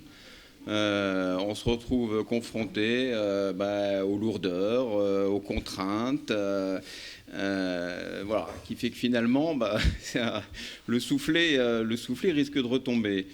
Donc c'est pour ça que je trouve que ce serait intéressant d'entendre Alice. Je dirais qu'avec Alice, là où il y a une volonté, on finit toujours par trouver un chemin. Et donc, j'aimerais bien qu'elle nous parle un peu de son chemin là, du côté de Saint-Étienne. Je vais essayer d'être très bref parce que je sais que la journée a quand même été longue. Mais pour clôturer, c'est vrai que j'interviens sur cette table ronde. Je suis un peu à plusieurs positions, mais pour le coup, j'ai beaucoup travaillé sur ce sujet depuis que je suis juge des enfants parce que c'est vraiment mon premier choc en devenant juge des enfants en 2001. Mon premier choc, ça a été celui-là. C'est la très forte institutionnalisation et la très faible place des familles, et même le fait que même dans les dossiers, on ne savait pas qui étaient les familles, on ne savait pas quels étaient les liens des enfants, et on ne s'en préoccupait absolument pas. Et l'autre choc, c'était aussi d'ailleurs de voir que même pas quand la famille écrivait, le courrier avait été classé, personne n'avait convoqué cette grand-mère, ne s'en était préoccupé, personne ne lui avait répondu. Et vraiment, ça, pour moi, ça a toujours été quelque chose d'assez étonnant. Donc j'ai assez vite essayer de travailler les choses de ce côté-là. Et vraiment, j'ai assez vite essayé de me soucier de ces liens qu'avaient les enfants et de ce qu'on en faisait aussi. Le nombre de fois où un enfant placé depuis des années commence à me dire « j'aimerais bien revoir ma grand-mère » dont personne ne s'était soucié, dont personne ne connaissait l'existence. Ça, c'est aussi des expériences que j'ai trouvées quand même assez perturbante, et c'était aussi voilà, à partir de tout ça que j'ai développé cet engagement. J'ai aussi développé, et je dirais que c'est aussi ma rencontre avec les conférences des familles lors d'un congrès international en 2010 qui m'a vraiment poussée à me dire on peut faire autrement, on peut réfléchir les choses autrement et on peut aller chercher les ressources. Et j'ai d'abord commencé par travailler, donc il y a longtemps quand même, en Seine-Maritime, avec, c'est au moment du démarrage des mesures judiciaires d'investigation éducative, quand elles ont remplacé les anciennes IOE, que j'ai commencé à travailler, à proposer à mon service notamment quand il y avait un placement en urgence, de pouvoir être mandatée dès que je recevais l'ordonnance de placement en urgence du parquet pour pouvoir me faire une note pour aller rechercher les ressources de la famille pour me faire une note pour l'audience postérieure, donc à 15 jours de placement. Et effectivement, j'ai un service qui a été partant pour faire ça. Et j'ai commencé comme ça à confier des enfants, placement naissance, à des membres de la famille à l'audience au bout de 15 jours. Et on était allé chercher des ressources parce que, je rejoins ce qui a été dit aussi par Mohamed sur le fait que placer des enfants d'abord sous prétexte de vérifier pendant 6 mois sur une mesure d'investigation un bébé, le placer en pouponnière pendant 6 mois pour vérifier si la grand-mère qui s'est proposée tout de suite de prendre l'enfant serait capable de le faire. Du côté de l'enfant, c'est quand même quelque chose qu'on peut considérer comme particulier de son point de vue. Et c'est aussi, c'est vrai que en plus de ce que j'avais eu comme expérience dans les conférences des familles, c'est aussi ma rencontre avec le Québec où je suis allée quand même faire 15 jours de stage et placoter pendant une semaine d'affilée, y compris le soir, avec une juge des enfants québécoise sur le sujet. Ça m'a aussi fait regarder les choses très, très différemment. Parce que, par exemple, au Québec, ils estiment que l'investigation, ça doit être très court. Si ça dépasse 3 semaines ou 1 mois, on a fait perdre du temps à l'enfant. Alors que nous, c'est 6 mois, et puis comme le service de MJ il n'a pas de place, et ça sera 6 mois à partir de dans 7 ou 8 mois, c'est-à-dire qu'on aura l'investigation dans 13 mois. Et pendant ce temps-là, l'enfant il est coincé à la pouponnière, alors qu'il y a des ressources de sa famille qui pourraient être présentes pour lui, et on perd beaucoup de temps. Donc j'ai commencé à faire ça, et effectivement à prendre le risque, parce qu'on peut estimer que c'est du risque, de confier des enfants à des membres de leur famille repérés, avec quand même une investigation. Donc maintenant, on fait ça avec les conférences familiales immédiates. Finalement, c'était des conférences familiales immédiates avant les conférences familiales, avec vraiment des très belles histoires, avec des travailleurs sociaux qui s'étaient mouillés aussi. Et donc, je me suis mise à en faire de plus en plus. Et j'ai vu aussi des services évoluer, c'est-à-dire un service d'AEMO qui, quand je suis arrivée dans le département, se disait « Ah non, mais le placement tiers de confiance, ça ne marche pas ». À 10 ans après ou 13 ans après, quand j'ai quitté le département, à être très promoteur du truc et aller me chercher les ressources de lui-même. J'ai passé la vitesse supérieure en arrivant à Saint-Étienne, aussi après effectivement mon voyage au Québec, etc. Après, et aussi en arrivant dans un département où il y avait des travailleurs sociaux formés sur les conférences familiales et qui ne demandaient qu'à commencer, et qui n'avaient pas vraiment réussi, qui avaient eu la formation, mais qui n'avaient pas quand même vraiment réussi à trouver comment s'y prendre, parce que finalement, notre façon de fonctionner à la protection de l'enfance n'allait pas du tout dans ce sens-là. Donc, je suis passée à la vitesse supérieure. Mais aussi, avant de passer à cette vitesse supérieure, ce que j'ai commencé à faire dans mes audiences, c'est déjà énormément interroger sur les ressources. Et interroger l'enfant, interroger les parents, et poser des questions pour j'estime que j'aurais pas dû avoir à poser, parce que c'est plutôt les travailleurs sociaux qui auraient dû les poser, mais puisqu'elles n'étaient pas posées, j'ai commencé à beaucoup interroger les familles sur leurs ressources. Et ce qui est très intéressant, c'est qu'en fait, les familles sont tellement pas habituées à ce qu'on leur pose des questions que parfois je pose des questions, et ça m'arrive encore, je pose des questions aux familles sur leurs ressources. J'ai l'exemple d'une famille que j'ai eue il y a quelques mois, et en fait, elles me disent qu'elles n'en ont pas. Et elles me disent qu'elles n'en ont pas, et elles me disent maintenant les grands-parents c'est pas possible pour telle raison, et 6 mois après je revois la même famille et je m'aperçois en fait dans la discussion, parce qu'on reparle d'autres choses, par exemple elle me dit que c'est sa sœur qui lui passe les vêtements pour la petite, sa sœur qui a 3 enfants. Ah, donc en fait il y a une sœur qui a 3 enfants qui lui passe les vêtements pour la petite et avec qui elle est en lien et qui a vu la petite, etc. Et j'apprends finalement ça 6 mois après, alors que je lui avais déjà posé la question, parce que les familles n'ont pas l'habitude. Et non seulement les parents n'ont pas l'habitude qu'on leur pose les questions, mais les familles n'ont aussi pas du tout l'habitude qu'on vienne les chercher et qu'on leur pose des questions et qu'on leur demande ce qu'elles peuvent faire pour les enfants. Et on s'aperçoit que même quand on essaye d'aller chercher les ressources, il y a ces blocages qui sont même pas seulement du côté des travailleurs sociaux, c'est que notre culture est tellement pas là-dedans que les blocages sont aussi du côté des familles et que les familles peuvent être aussi effrayées parce qu'elles ont l'impression qu'on va leur demander tout de suite de prendre en charge l'enfant. Et on le voit sur les conférences des familles, par exemple, elles se disent non, je ne peux pas prendre en charge l'enfant, donc je ne vais pas participer à la conférence des familles. Mais non, en fait, il ne faut pas aller les questionner sur tout de suite, est-ce que vous pouvez prendre en charge cet enfant ? C'est est-ce que vous pouvez venir participer ? Est-ce qu'on peut mettre tout le monde autour de la table pour essayer de trouver une solution ? Donc, on voit bien que c'est compliqué, mais qu'il faut que malgré tout, les choses ont commencé à bouger en commençant à questionner. Et une fois que j'ai commencé à questionner, j'ai demandé au service d'aller rencontrer les familles. J'ai eu beaucoup de mal. Alors, pas mon premier service dont je vous parlais, mais j'ai beaucoup de mal parce que le parent, il ne veut pas. D'accord, j'ai dit, le parent ne veut pas, mais là, moi, juge des enfants, je dis, c'est la priorité de la loi. Alors, depuis 2022, là, je le dis, la loi le dit, on a une obligation d'aller investiguer, donc on dit à la famille, on a une obligation d'aller investiguer, donc on va y aller quand même. Donc vous y allez quand même. Voilà. Donc c'est un peu toutes ces démarches-là aussi qu'il faut pousser pour aller faire ce travail-là. C'est vraiment revenir à la charge, hein, comme tu dis. Hein, effectivement, j'ai une tendance à revenir facilement à la charge plusieurs fois. J'épuise les travailleurs sociaux de mon département, hein, certains pourront vous le dire, mais de revenir à la charge, de dire allez, un peu comme ce que disait Paul, cherchez encore. Vous n'avez pas suffisamment cherché, allez les voir. Mais vraiment, hein, parfois, je me suis heurtée à... J'ordonne une mesure d'investigation en demandant d'aller rencontrer 3 personnes ressources qui m'ont écrit, hein, parce qu'au moment de l'OPP, elles m'ont écrit, et j'arrive avec mon rapport d'investigation, ni l'ASE, ni le service n'est allé rencontrer les personnes ressources. Ah mais non, mais là, on s'était occupé d'abord du lien avec la maman. Mais en fait, là, le petit, il a 3 mois. On ne va pas attendre que vous ayez commencé à travailler ce lien-là pour qu'on sache ce qui se passe. Et ça met des lustres et des lustres et des lustres. Donc, j'ai fini aussi par faire un truc, c'est que maintenant, je convoque d'office les personnes ressources que je repère. Donc, j'ai des audiences, parfois, où il y a... je vais vous donner un exemple. J'ai une audience récemment,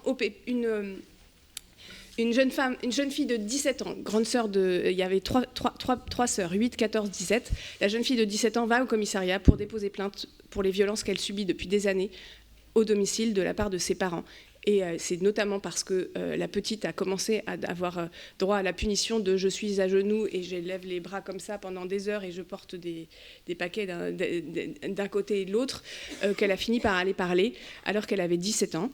Et donc elle dénonce ce qui se passe dans sa famille, elle dénonce des violences aussi du père sur la mère, et un contexte vraiment très lourd que personne n'avait repéré, parce que c'est des jeunes filles qui sont bien, qui vont à l'école, qui sont tout à fait bien élevées, etc., mais un contexte que personne n'avait repéré.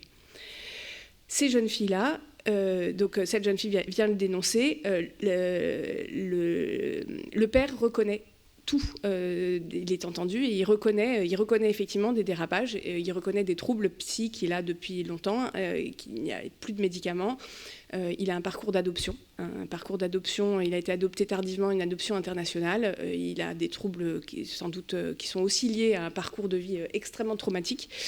La mère ne reconnaît rien, et avec un contexte d'emprise qui est très probablement un peu présent, la mère, elle ne dit rien. Mais en même temps, les parents disent qu'ils vont faire très très différemment, et la procureure décide à ce moment-là de confier en urgence. Et on sait qu'il y a des tiers dans la famille, là ça a été repéré. En fait, la jeune fille, elle était allée se réfugier chez une tante qui était là, qui était présente. Donc voilà, donc la jeune fille, elle est confiée à sa tante le temps de l'audience. Et les deux plus jeunes sont laissés chez les parents. C'était un peu spécial, placé à l'ASE, mais en placement à domicile chez les parents, jusqu'à ma décision. Bon, c'était un peu surprenant comme décision, mais bref, moi j'arrive là, et je vois qu'il y a plein de ressources qui se mobilisent, et qui ont écrit, et qui ont, avec un service qui était quand même un peu plus habitué à travailler sur les ressources aussi, et qui se mobilisent et qui écrivent. Et en fait, j'ai une grand-mère maternelle, un grand-père paternel, j'ai une tante qui m'écrit, j'ai une cousine qui m'écrit, j'ai fait venir tout le monde. Tout le monde est venu à l'audience. Donc, moi, je vois qu'il y a 2 petites, je ne sais pas si les 2 petites, elles vont pouvoir rester chez leurs parents, quand même, vu les éléments hyper graves qu'il y a dans la situation. Et je me dis, voilà, personne ne s'est vraiment proposé, mais je vais faire venir tout le monde, et on va voir déjà ce qui en ressort. Et je reçois tout le monde à l'audience, y compris la cousine qui avait proposé, parce qu'ils avaient fait tout un montage pour l'aîné, en fait. Comme la procureure avait laissé les petits à la maison, donc tout le monde s'était dit, ils vont rester à la maison, il va y avoir une AEMO, mais il y avait un montage pour l'aîné, une prise en charge en internat, puis une cousine qui se proposait de la prendre certains week-ends, la grand-mère, etc.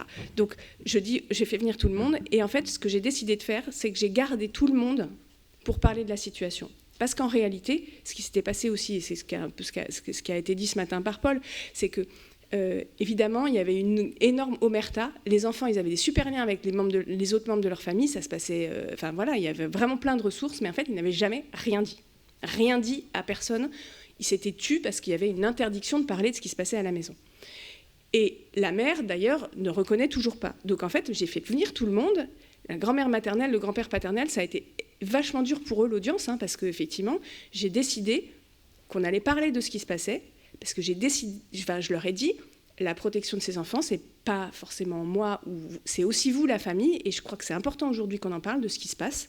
Et effectivement, ensuite, ça a été un moment très difficile, c'est l'une de mes audiences les plus longues que j'ai eues depuis longtemps, mais ils ont à la fois chacun fait des propositions, ils sont exprimés. J'ai mis la décision en délibéré parce que je voulais aussi que tout le monde puisse réfléchir derrière. Alors ça se fait de plus en plus aussi, ça, de donner un temps de délibéré et de faire réfléchir et d'attendre de voir si les membres de la famille peuvent aussi, avec les travailleurs sociaux, élaborer d'autres solutions, faire d'autres propositions, parce que le temps de l'audience, là, on arrive, on a le problème qui est posé, mais il faut du temps derrière pour réfléchir, pour se positionner, pour penser un peu les choses.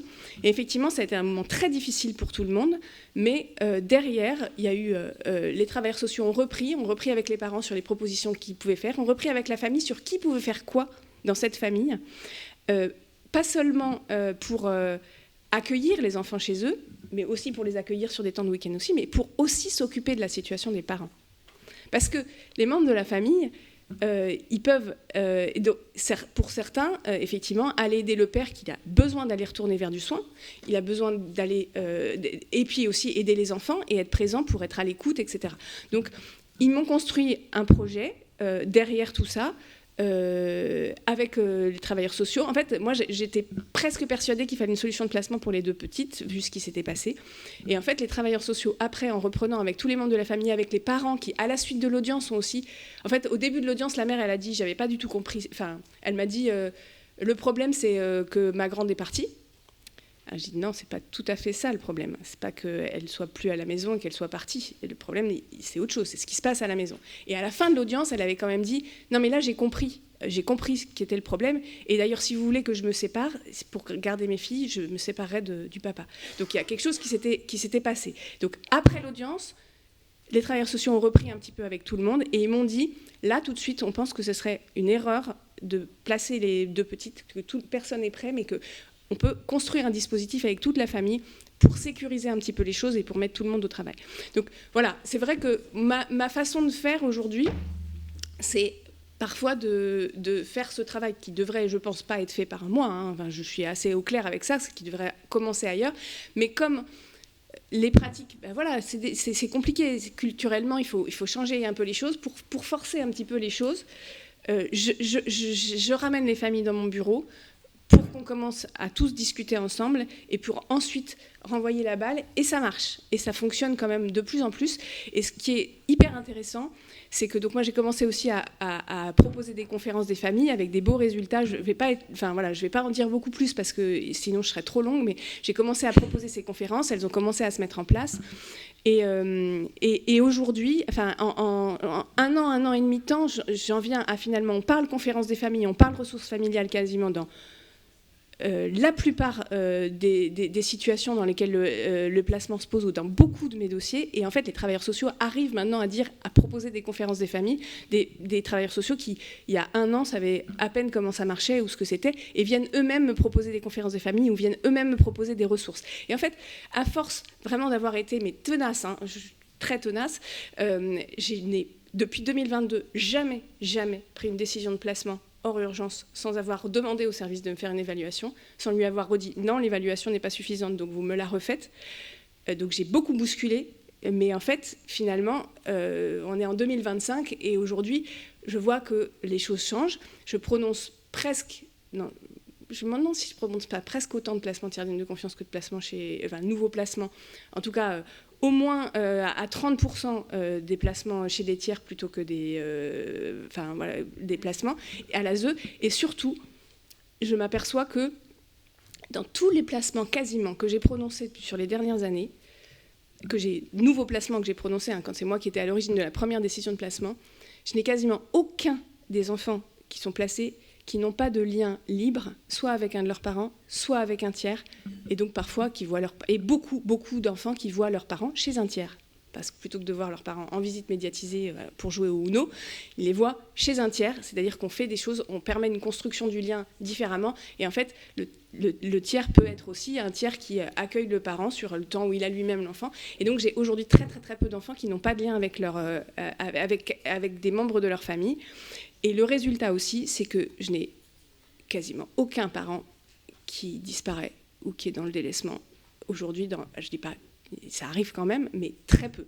J'ai très peu de parents qui sont qui s'orientent vers un délaissement, à ne pas venir aux visites, etc. Beaucoup moins, parce qu'en fait, ils sont aussi englobés dans quelque chose où ils sont sécurisés par leur propre famille sur leur lien, et les choses bougent petit à petit. Mais c'est encore une fois du petit pas, et ça demande... mais c'est vraiment très intéressant, parce que franchement, moi je vois arriver des gens dans mon bureau qui sont des super ressources qu'on ignorait, et en fait, comme ils n'ont pas été rencontrés, on s'aperçoit... Et alors, ce que je voulais dire aussi, une chose très importante, oui, je fais des placements tiers dignes de confiance quand les parents ne sont pas d'accord avec le tiers. Et bien souvent, un an et demi après, ils sont très contents que j'ai fait ce placement chez un tiers. Donc finalement, ils n'étaient pas d'accord au début, ils avaient peur pour leur place, et puis ils s'aperçoivent qu'en fait, c'est beaucoup plus facile, parce qu'ils voient quand même vachement plus leurs enfants que dans le cadre des placements à l'ASE. Donc, et non, je ne vais pas m'interdire de faire un placement chez un tiers parce qu'il y a du conflit dans la famille. Si le tiers est en capacité d'être...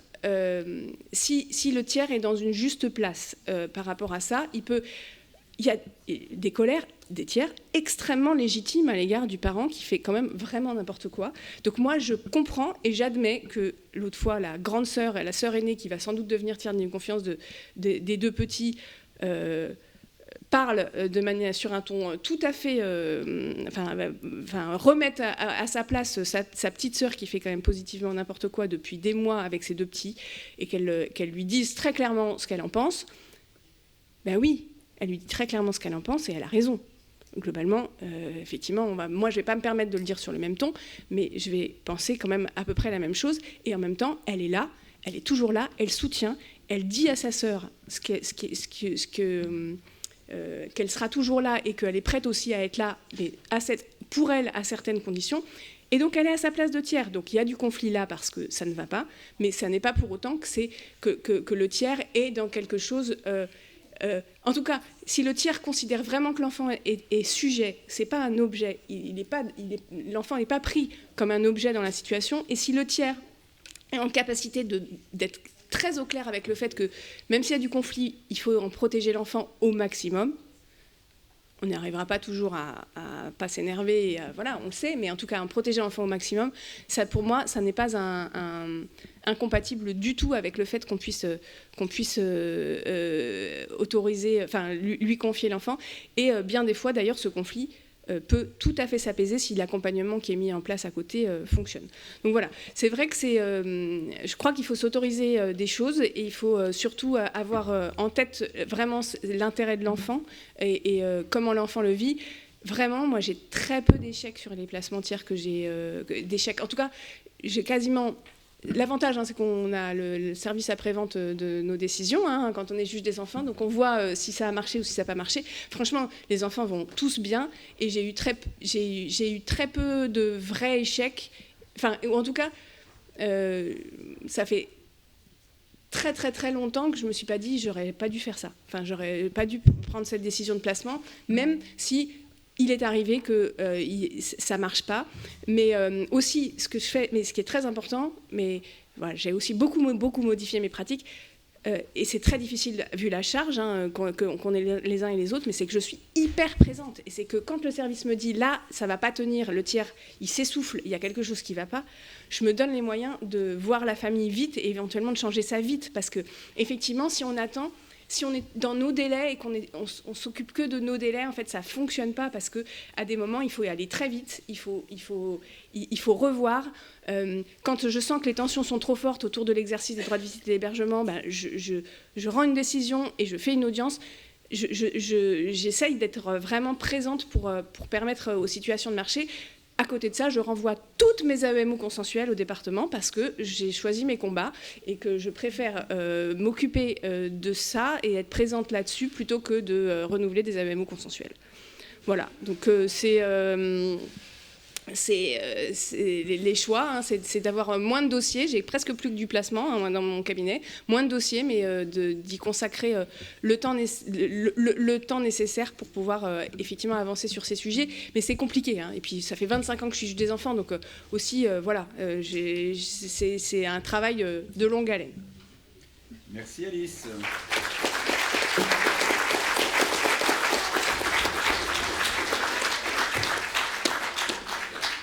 Bien, on avait prévu de terminer à 17h15, mais on va quand même laisser la place pour... s'il y en a qui doivent partir, bien sûr, mais on va laisser la place quand même pour quelques questions, si vous en avez, à l'un de nos intervenants. Mohamed Lousni a dû nous quitter, mais... Et voilà. Paul aussi, hélas. Et Paul également. Ils sont retournés à Thonon-les-Bains.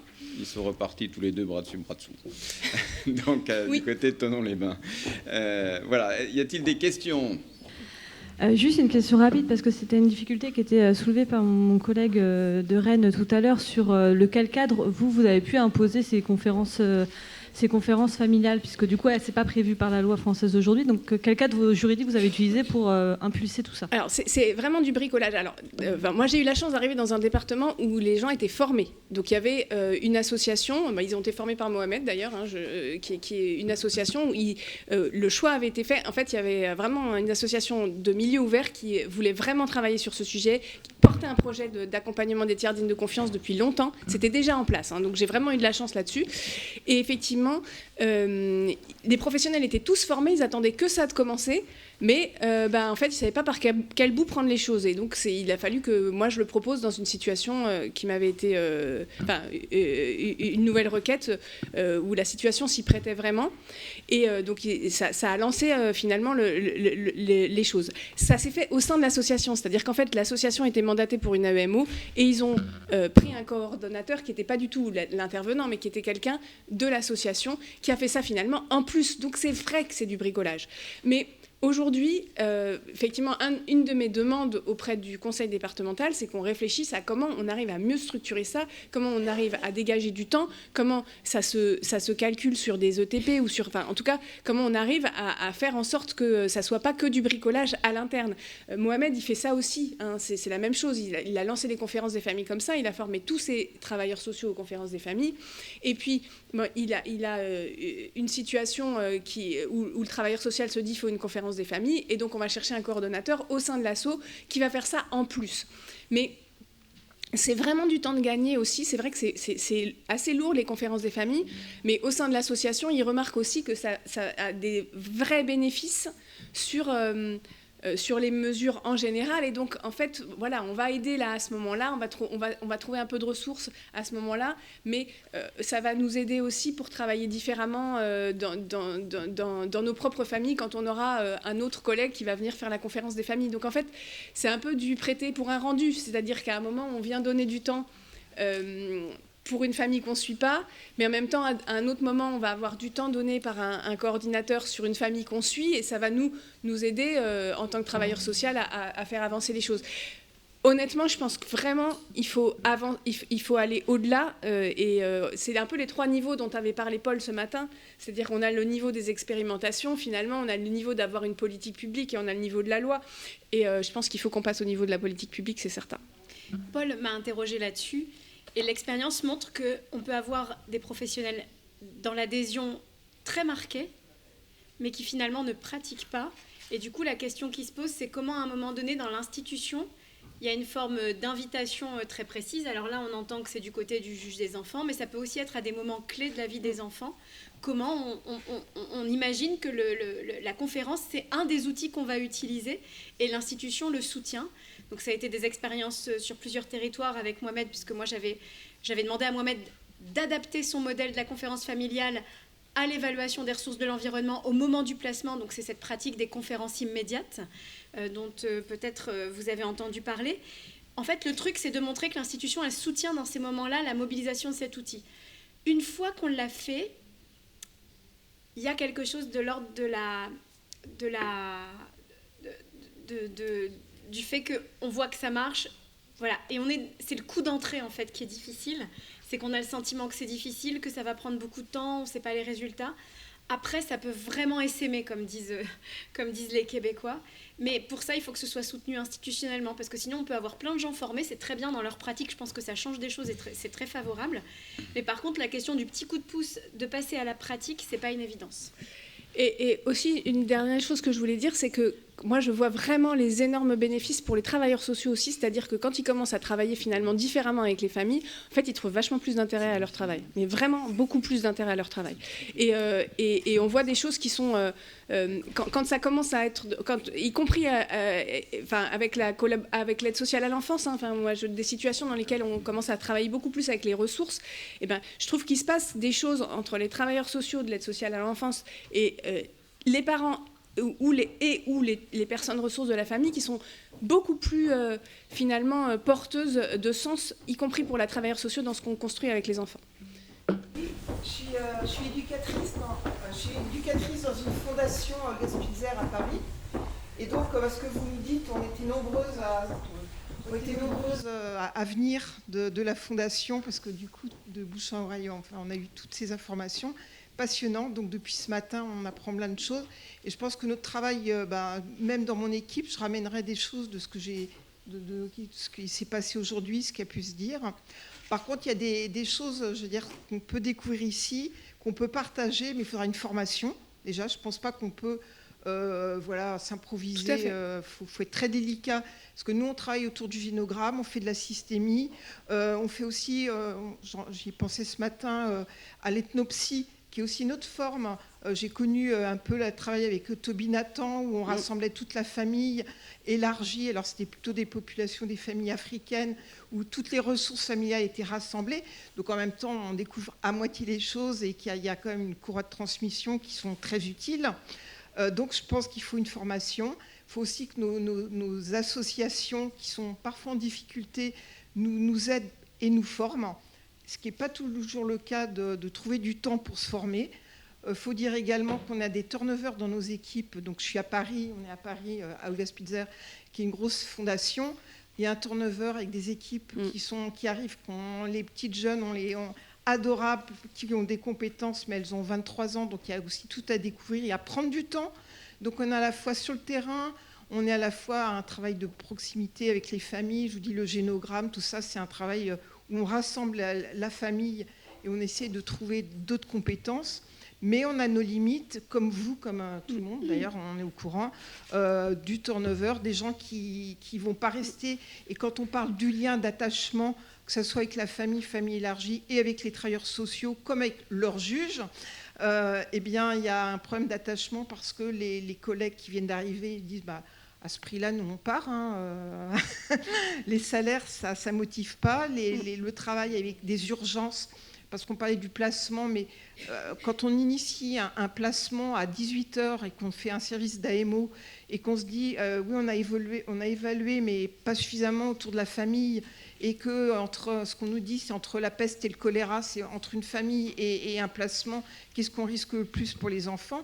Donc et moi j'ai de l'expérience, je commence à avoir une certaine expérience du boulot, et on voit que les choses, il y a de plus en plus de pression, c'est difficile, et que ça a des répercussions aussi bien au niveau de la direction qu'au niveau des travailleurs sociaux et qu'au niveau des familles. Mais en tout cas, on pourra peut-être en reparler, puisqu'à Paris, là, on est en train de former les professionnels d'aide sociale en enfance, mais vous avez compris que depuis de très nombreuses années, j'ai un lien fort avec Mohamed Bousni, et que, évidemment, on n'exclut pas la possibilité d'élargir le cercle, puisque on a une expérience tous les deux dans laquelle c'était les coordos du secteur associatif qui faisaient les conférences familiales au sein de l'aide sociale à l'enfance et inversement. Donc voilà, pourquoi pas avec Olga Spitzer, vous en parlerez autour de vous si j'ai bien compris, et puis on sera peut-être amené à se revoir pour discuter concrètement de ces modalités. Mais vous avez raison, ça ne s'improvise pas. Je crois que Alice Grunewald a dit très clairement que c'est pas parce qu'on pose la question aux gens qui vous répondent ce que vous voulez qu'ils entendent. Et même parfois c'est beaucoup plus subtil, mais vous le savez bien, ils répondent ce qu'ils pensent qu'on croit, qu'on attend nous qu'ils répondent, ce qui trouble encore largement le sujet. D'où l'intérêt d'avoir des approches qui soient scientifiques, qui soient cadrées. C'est quand même des méthodes. Celle de la conférence familiale est plutôt simple comme approche, notamment par rapport à la clinique de concertation et au sociogénogramme qui sont beaucoup, beaucoup plus complexes. Et donc, je pense que c'est vraiment un défi qu'on peut relever. Et j'ajouterai à ce sujet, puisque j'ai dit qu'il ne suffit pas de poser la question pour avoir la réponse, que Alice a évoqué des zones de résistance sur le fait qu'on n'y pense pas, qu'on n'est pas à l'aise, mais il y a aussi le fait que et les enfants et les familles, parfois, protègent leurs proches de nous. Hein. C'est-à-dire qu'ils font tout pour que eux, ils n'aient pas affaire à nous. Et donc, il faut quand même un moment, des outils pour pouvoir... et il y en a d'autres. Enfin, je pense qu'il y a des outils de cartographie aujourd'hui qui sont parfois très simples. Mais il ne faut pas oublier ça. Bernadette Tillard, elle appelle ça la stratégie de double occultation. D'un côté, les travailleurs sociaux que ça effraie et qui ne veulent pas forcément aller dans cette voie, en plus avec cette culture de l'autorité parentale qui font qu'on a tellement peur, si les parents ne veulent pas, on n'y va pas, ça a été dit à 2 reprises. Donc je pense que là, il y a un nœud quand même, il faudra y revenir. Et puis, du côté des familles et des enfants, ils les protègent de nous. Donc eux, double occultation, il faut un bon moment pour savoir qu'en fait, ils ne sont pas seuls. D'où la conclusion qui est que parfois, dans les rapports, quand on lit que les gens sont très seuls, que les enfants sont très seuls, c'est pas toujours le cas. Vraiment, j'insiste sur ce point. Même quand les gens sont compétents, qu'ils ont bien fait leur boulot, les équipes concernées, quand elles n'ont pas ces outils-là, cette approche-là, elles peuvent passer à côté. Et on est tous susceptibles de passer à côté pour ces raisons-là. Pas parce qu'on est mauvais ou qu'on fait pas bien notre boulot. Et aussi... Il faut qu'on prenne une dernière question. Oui. Là-haut, au cocktail, oui. Juste... Je finis juste sur un truc sur le fait qu'effectivement, il y a aussi les familles qui se disent seules et qui se disent en rupture avec leur famille, mais ça ne veut pas dire que la famille, elle n'est pas bien, parce que justement, comme elles peuvent être en rupture avec leur famille, parce que justement, elles sont quand même complètement en train de déconner, et que évidemment leur famille leur a dit, nous, on n'est pas d'accord, et donc on a rompu les liens avec la famille. Et donc ces familles-là, parfois, elles sont très protectrices, justement, parce qu'elles, mais très démunies, et aller les chercher, c'est intéressant. Mais on peut effectivement continuer là-haut pour ceux qui le peuvent, autour d'un verre.